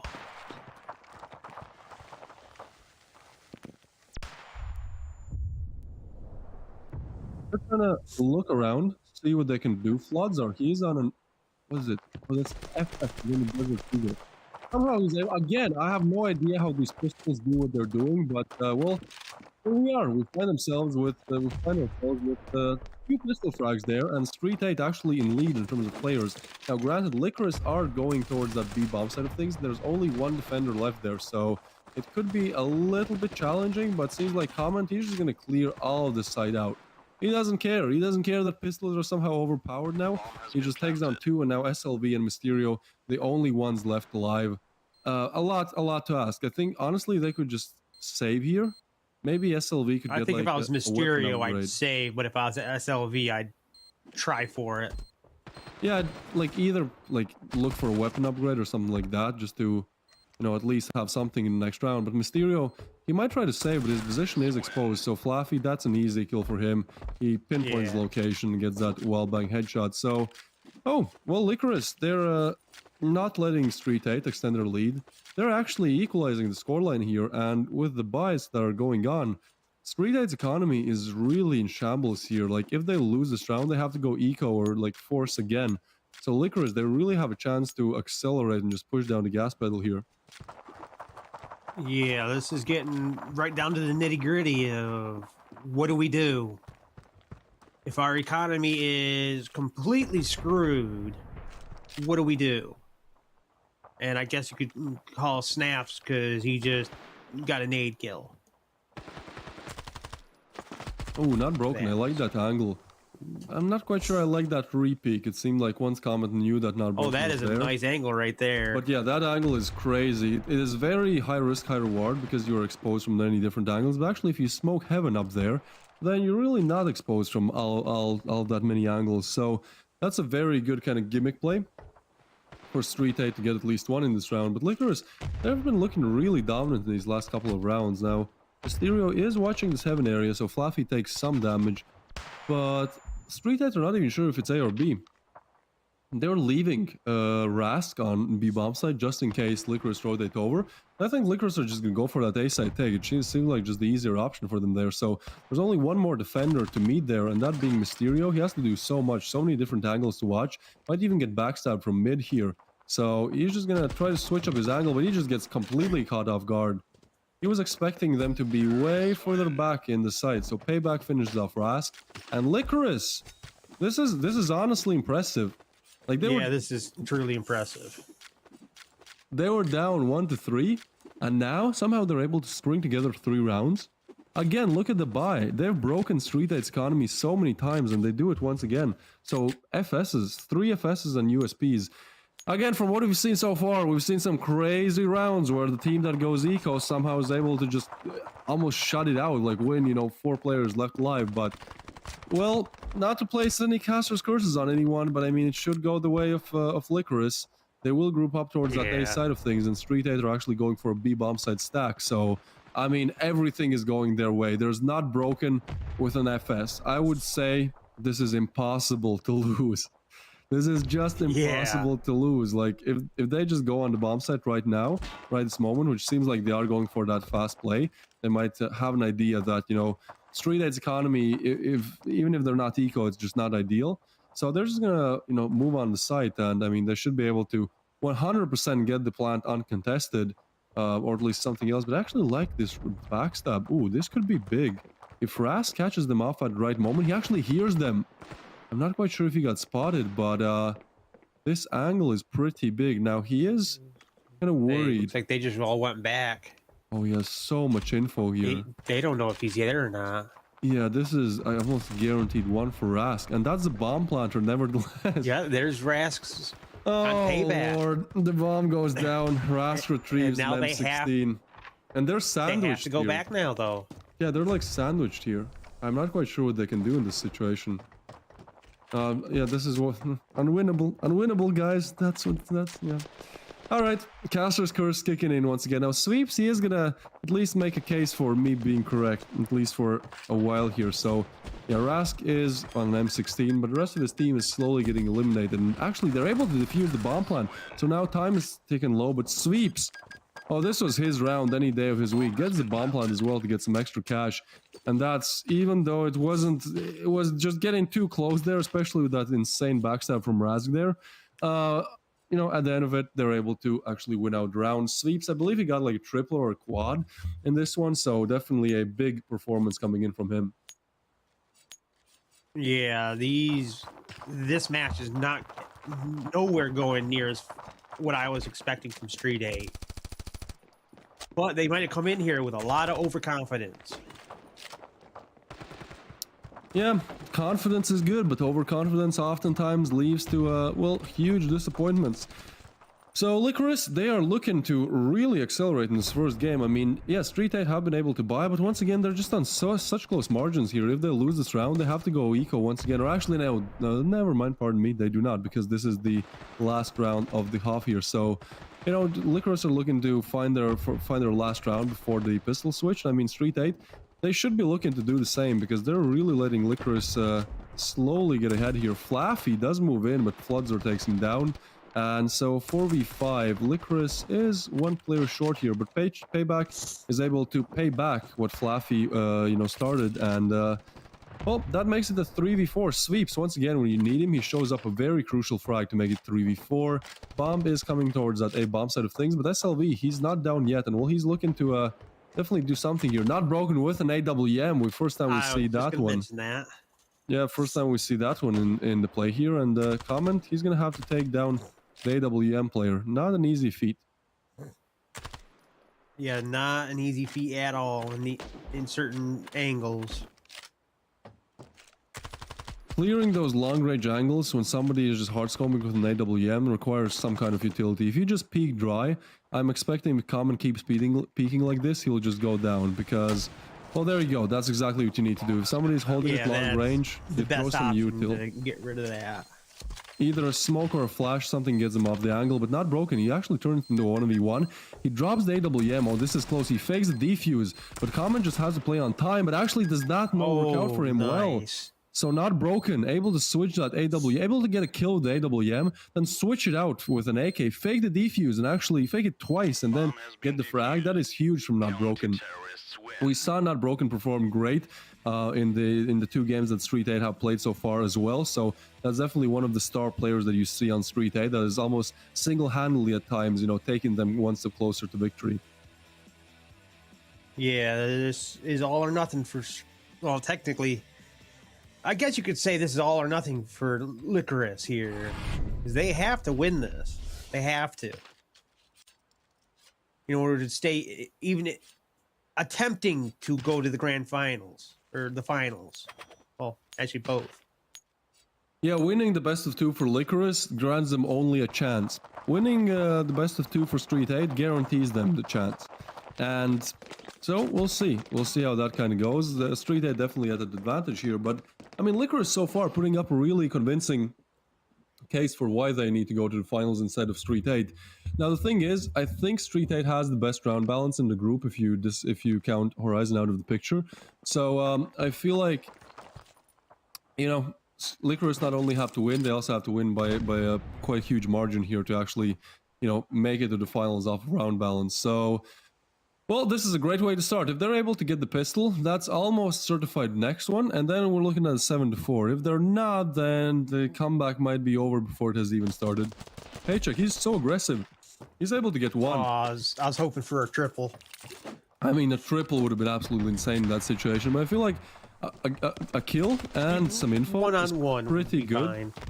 Yeah, but Flaffy just gets overwhelmed there. I think he was flashed as well, so the bomb site is for taking if you're on the side of STREETEIGHT. Floodzer takes down another one, and that's just Sweeps left alive. His position is known, exposed. Oh no! Oh, he went for the stab. Not like that. That's just insult to the injury here. Lycoris were really looking to win this pistol, and not only do they not win it, Well, they also, their last player goes down like this, so that is absolutely insane coming in from Mysterio. He knew what he was doing. He knew, all right. If he has to go to court, he knew that wasn't an accident. It was just a very pre-planned, premeditated, if you will. And so, Street 8 make it all equal once again, 5-5 on the scoreline, but actually the odds have shifted towards Street 8. Even though Lycoris were up, I believe 5-1 or 4-1 at first, Street 8 have really found their stride in the mid-game, and well, they have found some rifles and SMGs as well. Meanwhile, Lycoris, they're full eco. There's three kids, but that is it, and they're stacking the A bomb site, so at least they'll have a chance to show what those USPs can do.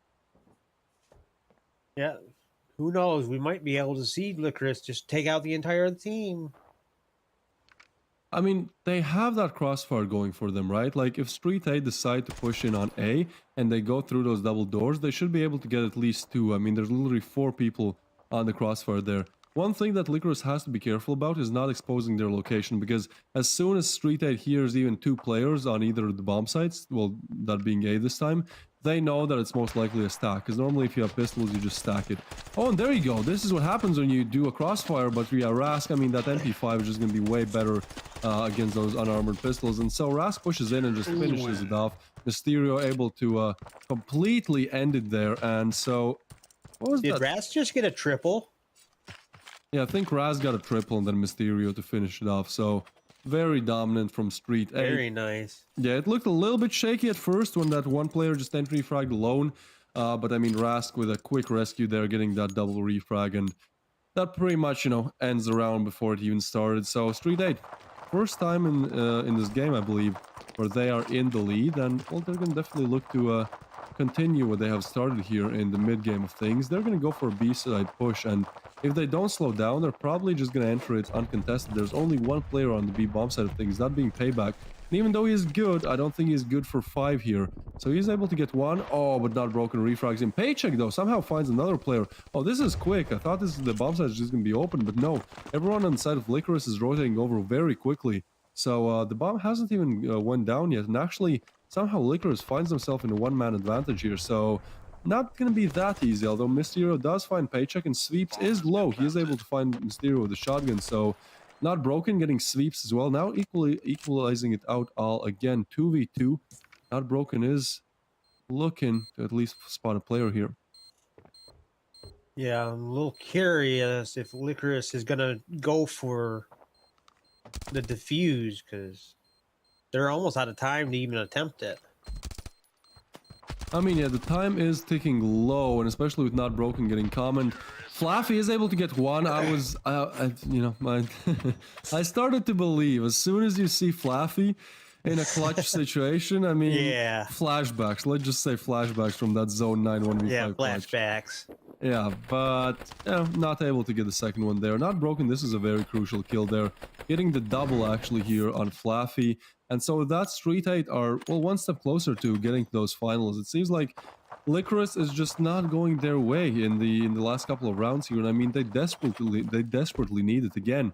If Street 8 win, yeah, they're guaranteed spot in the finals. If Lycoris win, they only have a chance, but if they lose, it's all over for them. So Lycoris really operating at a disadvantage here, both in terms of games won and also at the round balance here. So they got to get this round. If they don't, it's just looking dire for them. But it's going to be very hard when all you have is really Desert Eagles, a Shoddy, and 1 M4 on Flaffy. But, you know, Flaffy is not even close to the action here. I mean, he is kind of close to the A-bomb side, but, I mean, he hasn't even, like, gotten on site. So, yeah, Street 8 just looking to finish it off here.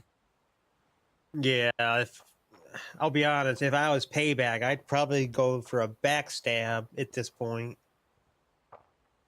Yeah, that's a good idea, especially with that shotgun being just very one-dimensional and, you know, only finding frags in close areas.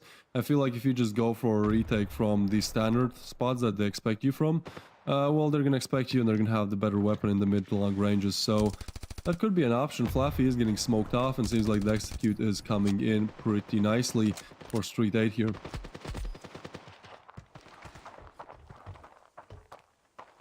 Well, we did say, see Payback with 1 kill, but he was taken out almost immediately. Good amount of action going on, that's for sure. I'm not even sure how Comment is live. Somehow he's able to find one frag, but I mean his HP is just not looking too good. Not looking too good in Rast. If he stubs his toe, he's gone. Exactly. So he just evacuates from there. Hopefully he doesn't go in a dark room and, you know, hit it on a counter or something. But, I mean, Mysterio and Raz, they're still waiting for something that will not happen. Because even though Lycoris, they desperately needed this round, with Common being as low as he is, it's not a call you want to make, but you gotta make that call. Right? You gotta make that call to save, because then at least Lycoris can, you know, have one more rifle brought into that next round. Because otherwise their money is really bad, so they need everything they can get here. So that's the frag actually on Common. And then another one. How is that a headshot? Not sure, but he gets it. He gets the frag. So it was a different kind of head. Yeah, he definitely found a different head there. But well, that takes us 5-8 there. And well, STREETEIGHT, they're looking really good here.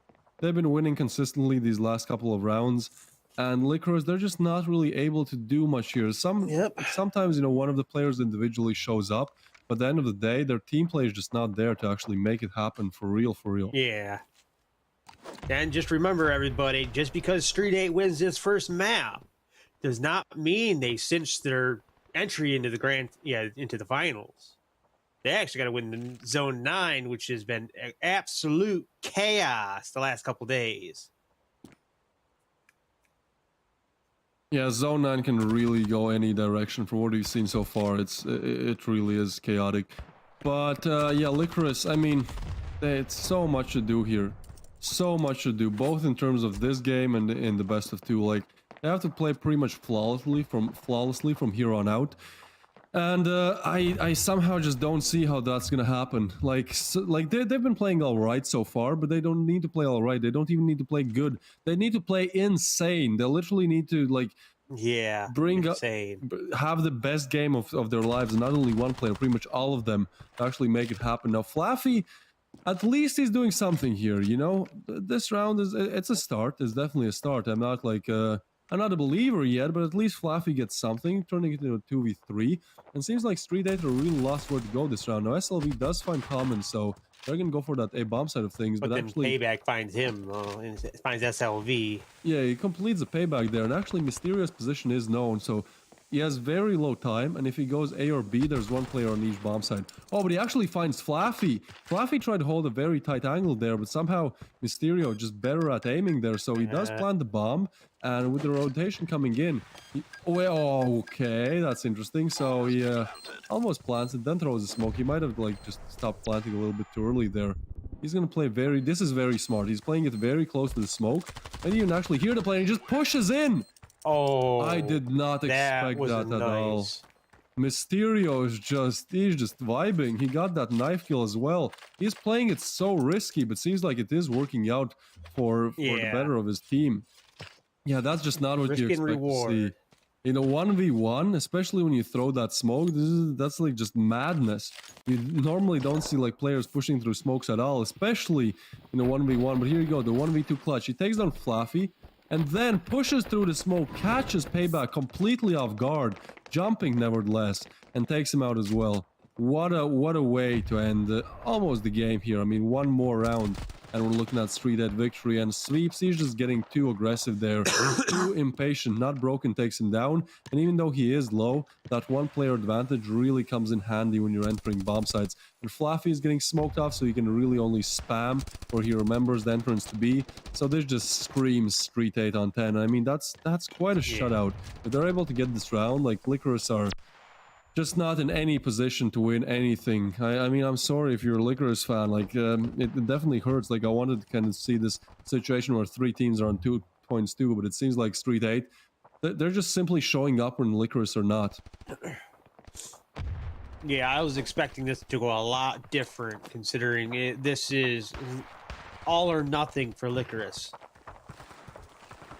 I mean, they've tried, but it feels like they're just missing that oomph, you know? They're just missing that final thing, especially in rounds like these, right? Like, this was just a 3v4. Like, Lycoris was up 1 player, and suddenly, like, they lose 3 players in a row in a matter of 2 seconds. Like, you can't let that happen, you know? Once or twice, it's fine, but I feel like we've seen many rounds where this is kind of the standard. So, I mean, props to Street 8. They take it, and they deservedly so.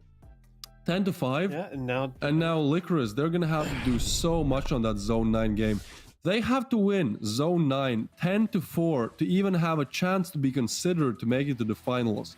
That is so much to ask. I feel like Street 8, like the way how they showed up on the first game of Rust, it's just like almost all over. I want to believe, I truly want to, but I feel like the underdog story, as appealing as it might sound, as appealing as it might seem, it's just almost impossible here. And depending on what luxury, if Lycoris can win this one, I'm sure what luxuries is sitting at when it comes to the score difference. But there might be a chance for that type of upset. The whole concept of, I might not be able to win, but I can make sure you don't win. Right, yeah, especially like if by some miracle, let's assume that Lycoris wins this best of 2, and they actually win on Zone 9, 10-4 with even a bigger upset, then we're looking again at 3 teams, Street 8, Lycoris, and Luxury being at 2 points. And then it's actually possible that even though Luxury is not playing today, because of their round balance, they make it to the finals and Street 8 and Lycoris do not. But again, I feel like this is more of a fairy tale rather than something that actually, there's so many mites and just stipulations that need to go down. And I mean, starting with Lycoris winning on Zone 9, I just don't think it's going to be possible. Like what we saw from Street 8 seemed like not only a very dominant map, but just very dominant team showing up, all together. It seemed like they had the steam, they had the spirit, they had the whereabouts when Lycoris did not. So I think we're looking at Lycoris losing all 3 of their group stage games, going out the same fashion that DeathOrGlory did. So yeah, we'll see how that goes. But again, it's just looking so solid, for Street 8. And honestly, from what we've seen so far, Street 8 is the better team in a lot of these matchups. It's not only today that they decided to show up. Also, in the first 2 games that they played, they just looked really dominant. They had to play against some of the Titans, obviously, like they lost against Horizon. But all the other games that they played, they seem like really good. And so we can see it even in their like individual plays, right? Like, sure, like Lycoris might have gotten those like crazy individual performances where like Flaffy most notably gets like an insane 1v5 on Zone 9, but at the end of the day, Street 8 are just better at refragging. That really matters a lot. Like a lot of the times, it doesn't matter if you get the kill. What matters is if you go down, if your teammate refrags. And because, then it keeps that 1 kill advantage. And so far, I've been really pleased to see Street 8 being able to do what they do. And I mean, it comes in handy when you can just do this as well.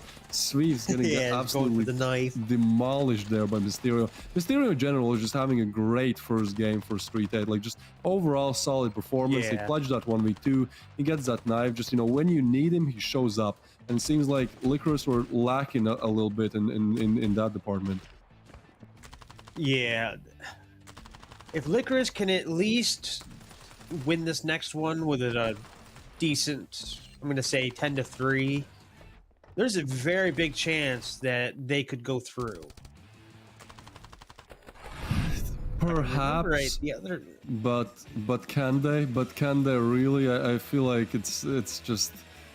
I just don't see the case. I just don't see like the why. I feel like Street 8 are probably gonna win Zone 9 as well. Like I don't even want to make a case for Lycoris winning Zone 9. I feel like what happened in the first best of 2 of when we saw Absolute, when they weren't able to do anything really against Saints on the first map, they lost Sakura 7-10, and then we went to Zone 9 as we're gonna do now, and it was just a complete shutout. So I feel like the kind of mentals are on the same level, like the ways how you mentally approach the game and what has just happened is probably on the same wavelength. So I kind of feel like on Zone 9 we're going to see an even more dominant performance from Street 8 just because they're on that, they're pretty much already qualified. Like they probably truly believe that they've already qualified. And then on the other side we have like the complete opposite of like Lycoris. We're down 1 map. We need to win this by like crazy numbers, and then even if we win, we're probably not going to make it to the finals because Street 8 or Luxury has better round balance. So yeah, I mean, I wouldn't want to be the IGL or for that reason even a player on the side of Lycoris right now. It just seems like everything is going the opposite direction, and it's just going to be so hard to recover from what has just happened. Yeah, the mentality of Street 8 going into Zone 9 right now must be absolutely amazing. The morale and everything. Yeah, most definitely. Then again, though, we've seen some absolute craziness on Zone 9 so far. Yeah, but we're gonna have to see like some like I don't I don't know what other words I can use to like take it up one more notch, but we're gonna have to see some very absolute craziness, for lack of better words, on Zone 9, because like yeah, it's been fun, but I just feel like we're gonna see.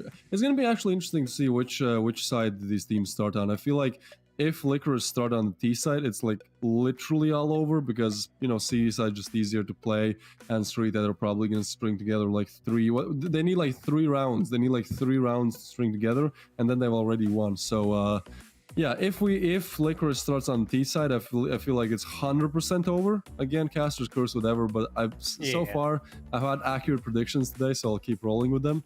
But if they start on the CD side, again, they need the same thing that Absolute needed on that second Zone 9 game, which is a very quick and a very, very dominant early lead. Like Lycoris here, they need to start like on the CD side and get like 4, maybe even 5 unanswered rounds in a row. And then maybe we can have like even any kind of discussion of them like actually doing something, winning this best of 2. But yeah, unless they really get like a 4-round lead, 5-round lead, like 6-0, I feel like it's STREETEIGHT's game any day of the week here. Yeah, I'm gonna throw my caster curse over on Street 8 because I am suspecting this is gonna be a runaway, just from the way they've been playing so far. And in all honesty, I don't think it matters which side they start on. They're just gonna win. Yeah, I kind of have the same feeling about this. And then I guess if you're fast enough, you can win a weapon skin also. First come, first serve, everybody. And I do hope these are going out to different people every time. At least show some good sportsmanship like these players do. Yeah, I think most people have probably tried at least once to get the skin. I saw some people I saw some of you guys in the chat that were like, I got like 7 of them or 10 of them, and I'm gonna craft them. I mean, that's also a smart choice, I guess. But yeah, by the way, if you redeem the promo and you get a skin, let us know what you got, because we don't actually know. Like, I don't have time to cast and then also type it in on my mobile device. So let us know what kind of skins you get. But other than that, we are waiting for the lobby. I'm quite sure we're gonna get into Zone 9 anytime soon. And again, this is a fun way, I feel like, to end up the group stage, right? Like, the group stage started 6 days ago. We've had some great matches. We've had some great individual performances. We had some upsets, but not really, because again, like, the top 3 teams that you expected to make it to the finals made it already, and now it's really who's gonna be the 4th one to actually make it. But yeah, honestly, it's been great, like, just watching these games, kind of getting to know how these teams operate, because many players who maybe played under different names or under different teams even like a few months ago now have formed different teams, and it's interesting to see kind of how that goes. But I feel like the teams that have been here the longest, that being Horizon, Revile, and Saints, are the ones who are also showing up. Like, if you don't switch teams a lot and you just stay consistent, and you have your like team that has been playing together, that has that chemistry, it is really hard to defeat, because not only you have that individual skill where you can pull those like crazy doubles and just perform very well individually, it's also the fact that you play very well as a team. And I feel like that's one of the main reasons why some of these teams are winning games and some are not, is their refragging abilities, are their calling abilities, their abilities to know what to do in what situation. I mean, all of that comes with experience, and not individual experience. It comes with that camaraderie between teammates. Exactly. So chemistry. Yeah, so chemistry really is, I wouldn't say everything, but more than individual skill. And so we head into our last best of 2 of today here. Lycoris, they have to do everything here. Actually, this is the last best of 2 in general. Yeah, I mean, STREETEIGHT can just pretty much chill here, but they're not even looking to do that. SLV and Rask, oh no, not like this. Yeah, this is GG's. It's over before even the Mysterio. Oh no. It could not have went worse if you're on the side of Lycoris. Like, yeah, That was an ultimate insult right there. the best of 2 is over before even the first round has ended. Mysterio, he's just looking so dominant with that knife today. What goes in your mind seeing that person running towards you, though?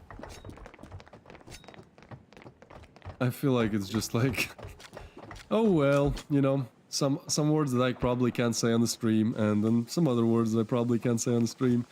But yeah, STREETEIGHT, I mean, it's over, isn't it? Like they had an insane lead on Rust, and now they're just doing the same, just mowing everyone down.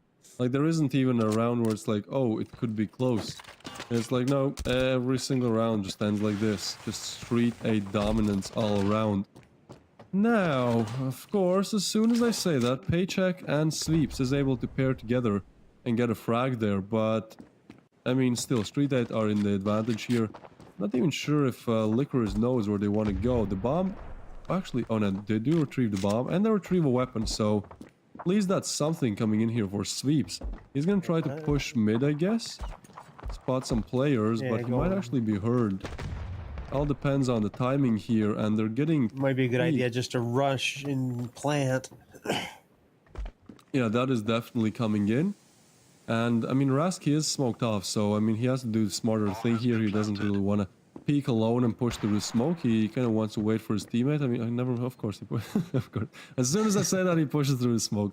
But at least STREETEIGHT are grouping up together to retake the site together, as you should, you know, not letting Lycoris isolate those 1v1 gun duels. Now, Sweeps, he does spot 2 players, but now they spot him as well, and so Not Broken takes him down. And the only one left alive is really Paycheck. Now, he does have the M16, but Rask is just better in that situation. Takes down Paycheck, and even though, you know, again, Lycoris are at least showing some effort, you know, it seems like every single time the tides just just shift towards STREETEIGHT. And, well, so they have the second one on the board. This really could not have started worse for Lycoris if they wanted to have any chance back into this best of 2. But what is looking good for you is another skin. We're throwing these out again pretty quickly, so, you know, just be ready to get a skin for free in Standoff. Standoff 2, that being, just, you know, if you're quick enough. Yep. First come, first serve. Hopefully you got that second device or an emulator running. And there's another debate I wouldn't mind getting into. Whether or not emulators should be allowed in mobile gaming in general. I think they should be just for fun, but definitely not in competitive play. I feel like, you know, playing with a keyboard and mouse just gives you so much of an advantage against, like, phone players. So, that's my opinion. You know, let us know in the chat what you guys think. I agree with you there. I'm a big fan of separating, allowing the emulators, but separating them from other players and being able to opt in or opt out. Yeah, most definitely. That's the way how I kind of see things as well. Now, Lycoris, I gotta give props to them. Like they are continuing to fight, especially after that insane pistol round shutout. Like I respect the fact that they're able to at least get the bomb down both of these rounds. Now, probably not going to be anything more than that because, I mean, it's fluffy, but not good for the clutch this time. Rask takes him out, and so STREETEIGHT on 3 unanswered rounds so far.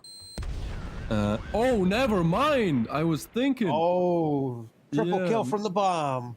Yeah, I was thinking, you know, it is beeping a little bit too quickly there, but yeah, bomb explodes. So at least Lycoris get that one.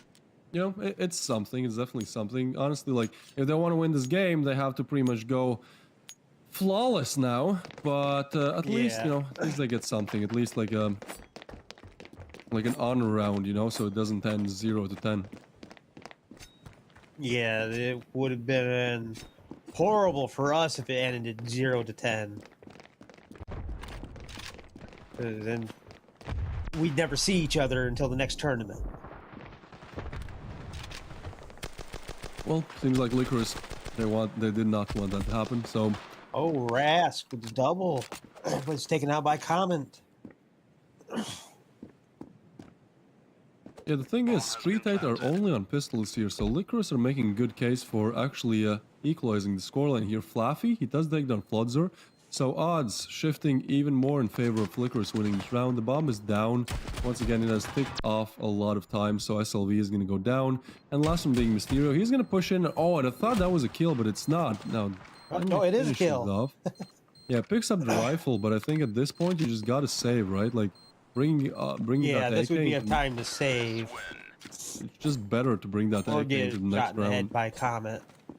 Yeah, but he's very aggressive there. I feel like he could have evacuated from the site and, you know, just went and saved, but I guess he wanted to at least deal some economical damage to Lycoris. Maybe he figured, like, I'm dead either way, like, probably even if I try to evacuate, I'm gonna go down, so I'm gonna do the opposite. I'm not gonna, you know, fear and cower. I'm simply just gonna go and try to cause as much havoc and as much damage as possible. So, I mean, again, props to Lycoris for keeping on trying. Like, this honestly takes, like, even if you're losing this badly, like, this honestly takes, like, a lot of just mental fortitude to actually not let it slip completely. Like, they're definitely doing better than Absolute in that second game of things.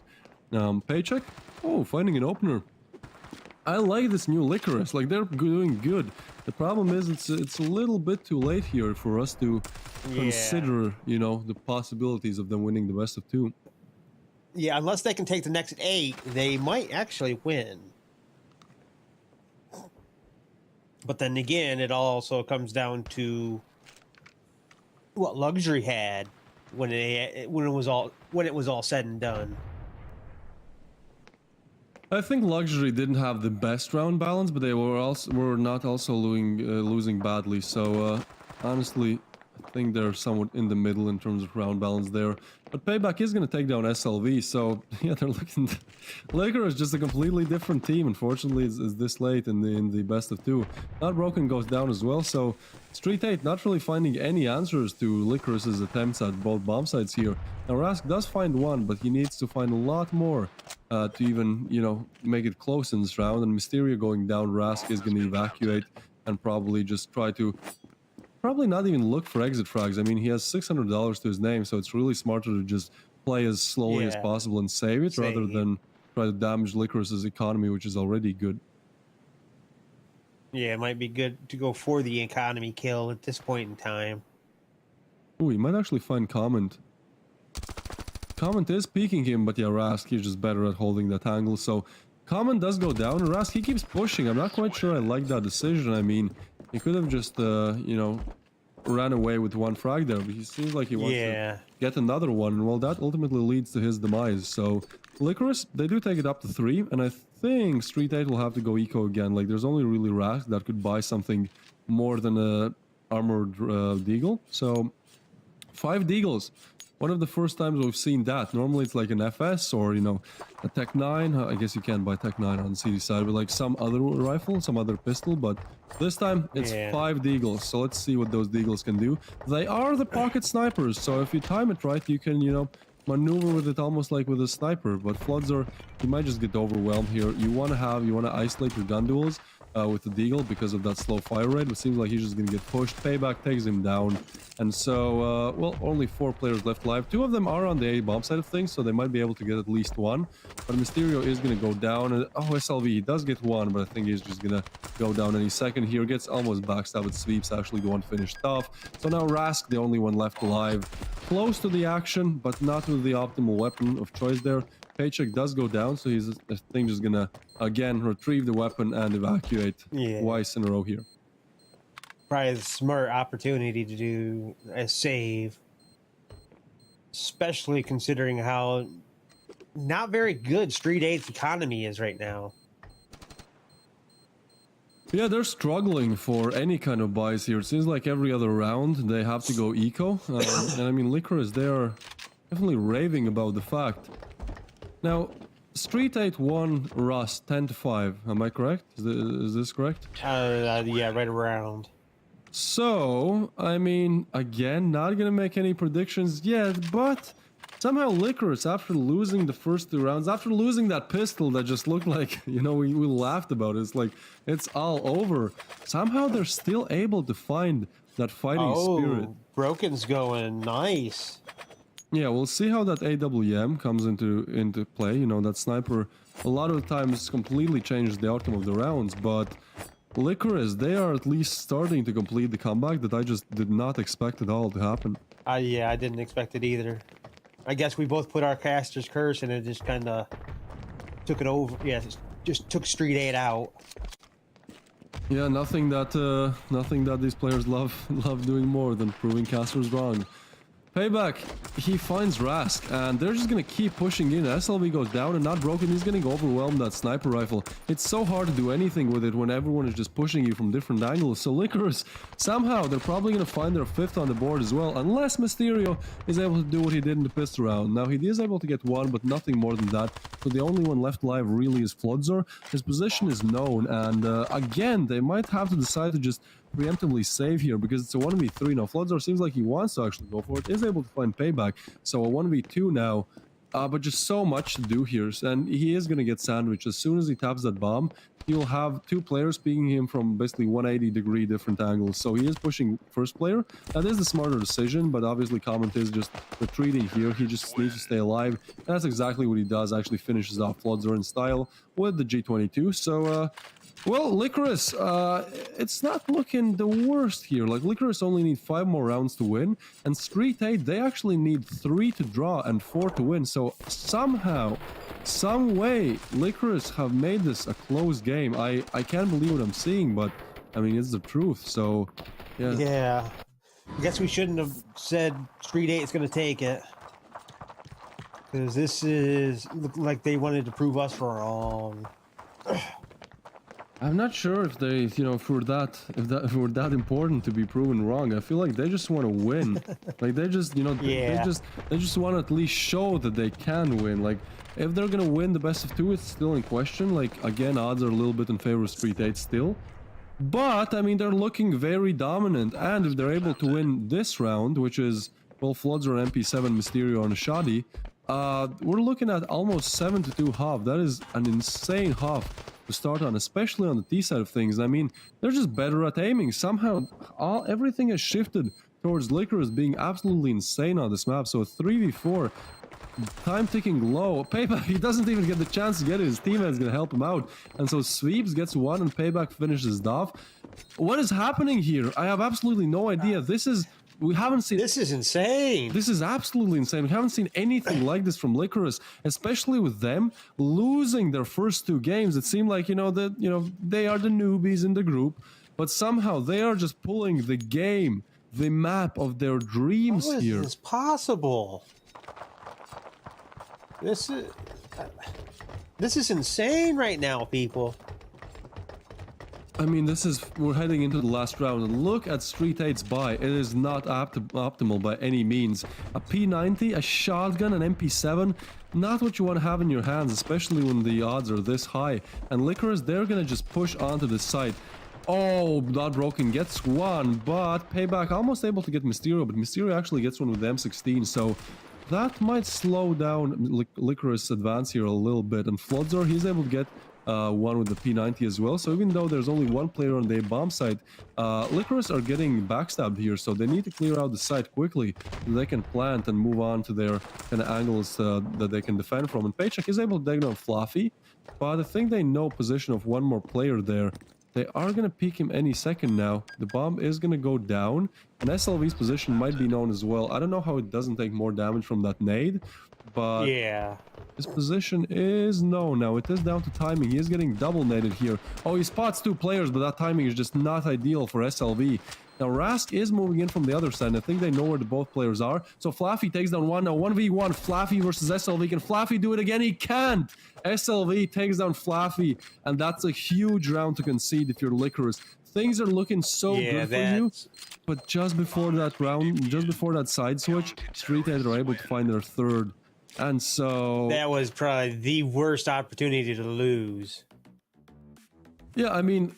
I'm really surprised that it's even like 6-3 for Lycoris here, right? Like, I feel like we're both just completely bamboozled how they're able to pull this performance after what looked like just a complete shutout on the first map of Frost. But yeah, even though Lycoris are able to do a lot here, let's hope it's not one of those times where one team just really like makes a good case for them making the comeback, but then just falls a little bit short. Lycoris needs this. They need this pistol round so badly. This is everything for them. Nobody's running away with kills either. Yeah, this is all teamwork right now. Yeah, I feel like both teams are just like, everything that they can do, they're trying to do. You know, nobody's really pushing ahead because everyone is 100% focused. Everyone is overloaded. Everyone is just focused on actually winning this game. Yeah. And so STREETEIGHT, they're gonna push A. Lycoris need this round so badly, but Trask and Floodzor, they're just killing that dream. They're killing that dream. There's nothing that really Lycoris can do here. I mean, they do get one, but the bomb plat is gonna come down any second. And 3v4 retake, especially on light bomb side of things. No bomb. But again, Flaffy, he got bombed himself. That nade was one of the craziest ones I've seen. Perfect. Yeah. Perfect lineup. So now, back to equal playing grounds. Even though it looked bad for Lycoris, it seems like once again they're just able to find their way back into it. And Flaffy gets another one. He maybe didn't win the 1v1, but he's looking to redeem himself now. He gets a double in this pistol, and that is so huge. He gets a triple on Mysterio. Flaffy again when you need him the most. He shows up big time, and there's not much that SLV can do. 3 people just shooting, raining bullets on him. So somehow Lycoris came to play. He definitely came to play. Somehow Lycoris, this was a 3 to 5 round, right? Like STREETEIGHT had 5 players alive and they were on the side. And somehow all of them die unanswered. So Lycoris are on 7. I can't believe that I'm saying this, but I think there might be a chance they actually win this best of 2. Because they're on a bye here. STREETEIGHT or not, we're potentially looking at an 8-3 scoreline, and from there they theoretically only need 2 more rifle rounds, and they have a little bit of a cushion to make that happen. STREETEIGHT still need to win 2 rounds to even equalize this, 3 to win this game. So we're actually equal, 3-3 for both teams, and Sweeps, he's gonna just shut it down. A quad kill there. Ooh, wow, that... We want to see a replay of that one. That's game changing. That's game-winning morale boost right there. Lycoris, this is absolutely insane. Sweeps, he shows up big time when you most need him. 1, 2, smells one more, shoots him down, and then pushes in to just finish it off. Absolutely insane by Sweeps there. Yeah, that was a nice quad kill right there. Lycoris are 2 rounds away from victory. I cannot believe that. STREETEIGHT for the first time in this best of 2, they need more rounds than Lycoris do. And so Rask is going to shut down Common, so that's good for STREETEIGHT, but seems like they are able to find at least some refrags here. And again, Flaffy, when you need him, he comes in. He's just so dominant on Zone 9 individually. Sweeps is going to shut down Mysterio as well, but does go down. So Flaffy, once again, everything is in his hands. Now, granted, there is one more round cushion if they'll lose, but like they need this so badly. Flaffy pushes in. He might know that one player is there, but doesn't see him exactly. So he is just going to push on to the bomb side. He needs to isolate these gun duels. Might get backstab here, so chuck the nade. Oh, he's actually 100% sure someone is there, but SLV, he's playing this very smart. He will not overcommit. Flaffy jumps up, but he's just so hard to clear. Time is ticking low as well. There's not much that he can do here. He does find a frag. He's on very low HP and very low time, so it's a tough decision, but he's gonna retreat, and this equals a playing ground once again. Choice to retreat. This is now STREETEIGHT, 1 round away from, well, drawing, and 2 rounds away from winning, and Lycoris, they're 2 rounds away from winning. So, and talking about winning, here's the next promo code, everybody. Hope you're ready for it. First come, first serve. Yeah, you gotta be quick with those if you want a chance to actually, you know, get the skin. Maybe not if your dreams, or maybe if your dreams, I don't know. Let us know in the chat what kind of skins you actually get from the promos. But man, I cannot believe we're looking at a scoreline like this. Yeah, 8-4. I was not expecting this. See, the problem is... I was expecting this, just opposite. Yeah, fair point. The problem is that Lycoris are not on the ideal buy. Not only ideal, they're on one of the worst buys you can imagine in times like this. And they are kind of stacking towards the B side of things, so that's good. Because it seems like STREETEIGHT will go for a B push. There's only really Flaffy that's on an M16, and I mean Flaffy so far, you know, he's the only player we've seen that's able to take out the entire enemy team in a 1v5, so you can never discount Yeah. Flaffy. But what you can discount is sweeps. I mean, he just goes down, SLV gets a frag as well. And not like this, Lycoris. You were so close. You were so close, but then when it comes to those rifle rounds, you're just not able to deliver. Although, Flaffy is able to get one. Now, Rast does get payback, so now Common and If Flaffy... anybody's going to be Flaffy. Yeah, Flaffy and Common, they have to do absolutely everything here. I believe Street 8 even has one more point than Luxury does, so this might be everything. Common tries to defuse, does not get the defuse. So, Flaffy, 1v2. Smart smoke placement right there. Yeah, that was very good to kind of not let them, take the aggressive peeks and get the frag.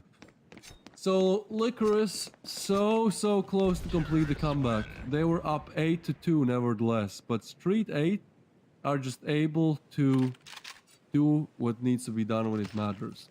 So they're able to get 5. Now, the scoreline is all equal, so Lycoris have to play flawlessly here. They have to win both of the remaining round, of the next 2 rounds in a row. If they do not, Street 8 have won the best of 2. They are advancing to the finals. But if Lycoris wins, I believe there's a possibility that Street 8 don't make it to the finals. We'll see how it goes. Yeah, because I'm not sure what Luxury has. You never know. Payback does go down. Common is refragging on him, but I feel like that insane boost, that insane team spirit that Lycoris had for a while, it was just broken in these last 2 rounds. Broken has the sniper. And Broken, he's trying to finish it off in style. We definitely, at least I love seeing these sniper clips, these AWM kills, and I mean, not Broken, he's looking to do exactly that. He has been solid with it so far. So far, I can only say that's skill, and then also Not Broken is really good with that AWM. So, we're definitely waiting, we're definitely looking to see some nice plays by him. But Street 8, they don't want to rush in, they don't want to do any, quick moves, sudden moves here.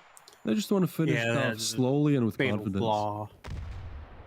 Yeah, that fatal flaw in that one play. Or in this case, that one double back for payback and paycheck. But then again, those kills can get you killed, as just proven by Broken. Well, Street 8 actually find themselves at a disadvantage here, 2v3 situation, and well, I believe that they're going to be able to plant the bomb, although Flaffy's pushing in, so he's able to get 1. Now, Not Broken left in a 1v3 clutch. It's not that Street 8 desperately need this round, but it would definitely be nice if they're able to get it. Not Broken, he does peek and gets 1. Comment is down, and both players coming from the same direction, but Flaffy able to take him out, no problem. And so Lycoris move up to 9. They are on match point here. Bomb has been defused. This right now is all or nothing. Yeah, this is do or die for the next whatever rounds they're coming to play. Street 8 have to play flawlessly. If they even lose 1 round, it's over. And what is not over are the promo codes. Again, be quick, put it in your game, get a free skin. And hopefully you're not using more than 1 account, because that's just plain mean. Exactly.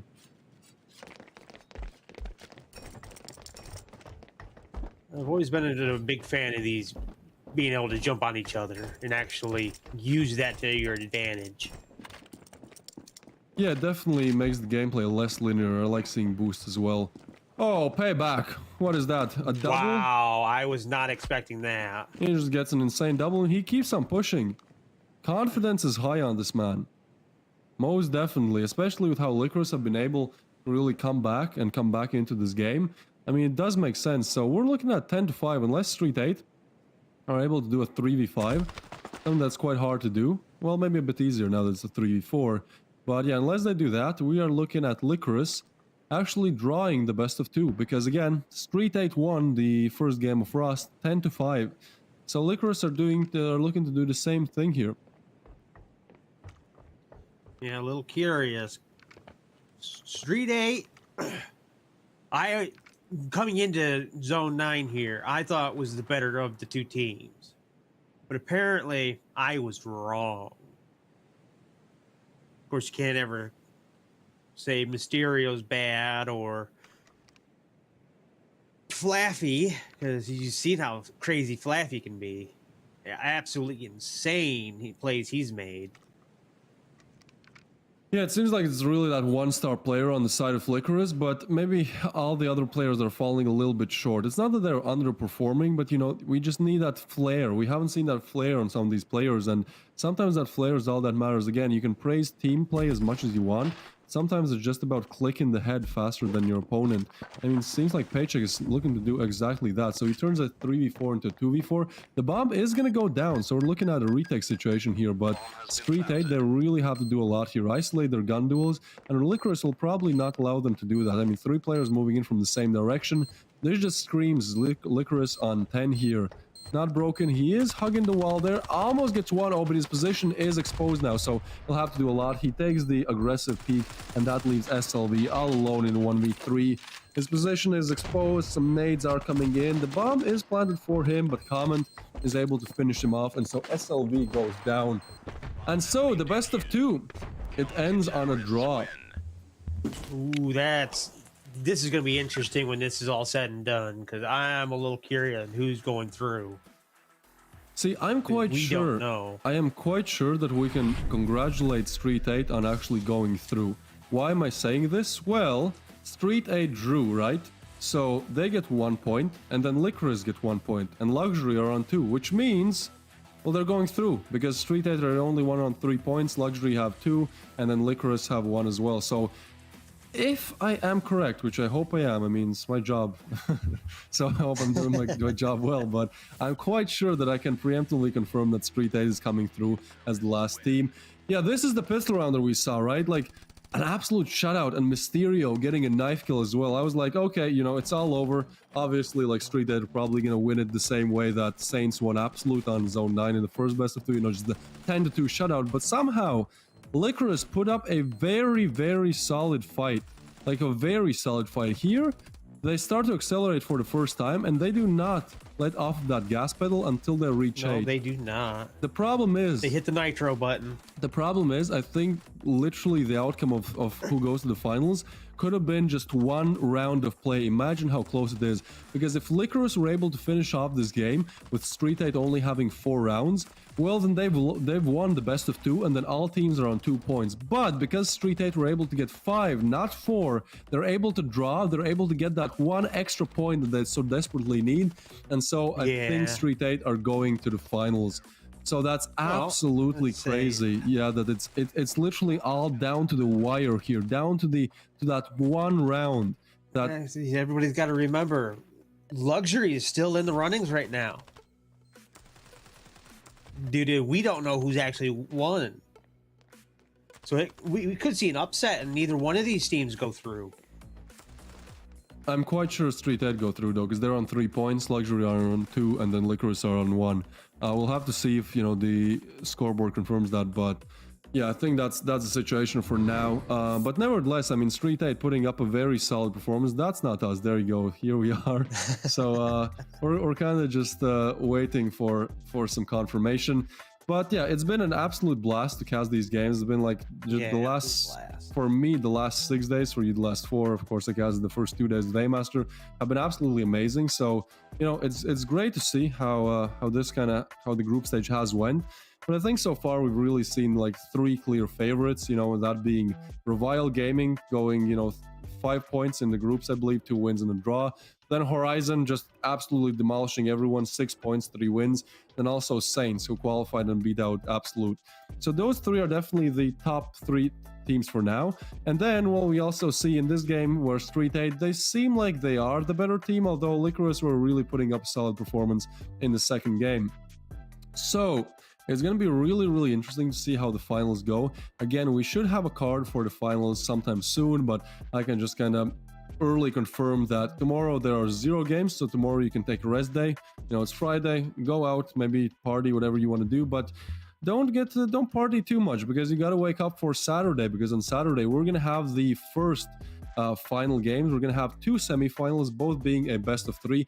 It is not confirmed yet which teams are going to be playing which, what kind of the seeding looks like, but yeah, on Saturday we'll see 2 semifinals, and I actually won't be here. You will have DB casting with A-Master, and then on Sunday, well, this is for everything. This is for the big bucks. This is for the 240,000 rubles, because on Sunday we'll see the third place match first, so seeing which team takes fourth, which team takes third, and then, you know, the teams that won in the semis will go for the grand final. Here you go. This is confirmed. Write down the times. Again, they are in the CET time zone, so you can punch in the time. Oh, this is Moscow time now, so we're switching it up a little bit, but either way, you can type in the time and then type in Moscow time, then it spits out what time it is for you. So the first game in the seeding is going to be Saints versus STREETEIGHT. A very good matchup. I prefer seeing this one over Saints versus Horizon or Revile. And then the other semifinal is going to be Horizon versus Revile. I feel like Horizon versus Revile is like a crazy game to have, because like Horizon and Revile are both group leaders so far, so that's going to be an absolute blast. But the first one, Saints versus STREETEIGHT, also a good one. And then, you know, on the February of 26th on Sunday, I guess the times are not confirmed yet. We will update you guys on that, but we will see the third place final and also the grand final. I'd expect the third place final to be first, but you know, we'll see how that goes. Again, we'll update you guys on the times. Going to be some epic gameplay here in 2 days. I am expecting a lot from both Saints and STREETEIGHT. Oh, most and definitely. Actually from Revile and Horizon, actually. I'm curious. Horizon is going to do the whole the Phoenix from the ashes, rising from the grave. Well, I feel like Revile and Horizon, like, they're expected to perform by now, especially how they ended their group stage. It's like, okay, these guys are good, like, we expect them to, you know, we kind of hold them to a standard.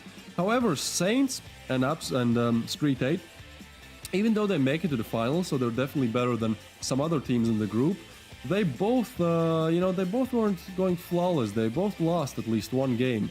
You know, so that means that there's still work for them to do. So I feel like the pressure is definitely on them. Like, one of them is going to make it to the finals, which is interesting to see, because, like, again, Revile and Horizon being the kind of 2 top teams in this matchup, it's interesting to see that because of the seeding, only one of them will actually make it to the finals. So whichever it is in the first matchup, Saints or actually STREETEIGHT, that win and make it to the finals, they're going to have to fight such an uphill battle, because, like, you know, it's just going to be hard against these group leaders. As we can see here, the group leader of Group A was Saints. They won 2 and then drew 1, but honestly, they just looked very dominant. And then Revile, sorry, my bad, it was Revile who were the group leaders at first, but then Saints, they also won. So honestly, they're on equal playing grounds here. And then, you know, we had Absolute, they were good, but not enough. And then DeathOrGlory, we hope that they can take this as a learning experience and come back stronger and actually, you know, dominate in the next minor or major that's going to be hosted. On the other side of things, we have Group B, and in Group B, the situation was closer throughout. I mean, it felt like Horizon was definitely the group leader here. I mean, they have twice the amount of points that any other team here. But STREETEIGHT was putting up a good performance, and Luxury was as well. But, yep, because it's a draw, again, literally one round kind of defines the outcome of this group. Because in the game that we just watched, if Lycoris finished off just one round quicker, STREETEIGHT got 4 instead of 5, we would have looked at 5 points, we would have looked at 2 points for each. But because STREETEIGHT is able to draw against Lycoris, they get that 1 extra point, and that puts Lycoris on 1 and STREETEIGHT on 3. So they go through. Definitely the closest battle. I'd say in the finals, STREETEIGHT are definitely the biggest underdogs. So it would be very interesting to see what they can do in the semifinals. I mean, if they're able to make it to the finals, that would be absolutely insane, because they're definitely the underdogs in terms of who's going to win the finals. Yeah, this is getting extremely interesting. I'll let you finish it out. Yeah, so as you said, I mean, it's been some good games. I'm happy that the group stage has ended. You know, it was a lot of fun games, but ultimately we want to see players, you know, battle it out on the highest levels of competition. Group stage is still, even though the last day was very close, group stage is still, you know, not as up there as the finals are. But I guess, you know, we'll have to wait and see what happens in the finals. I'm expecting to see the craziest games yet, both in terms of individual and team performance, just because the pressure is mounting so high.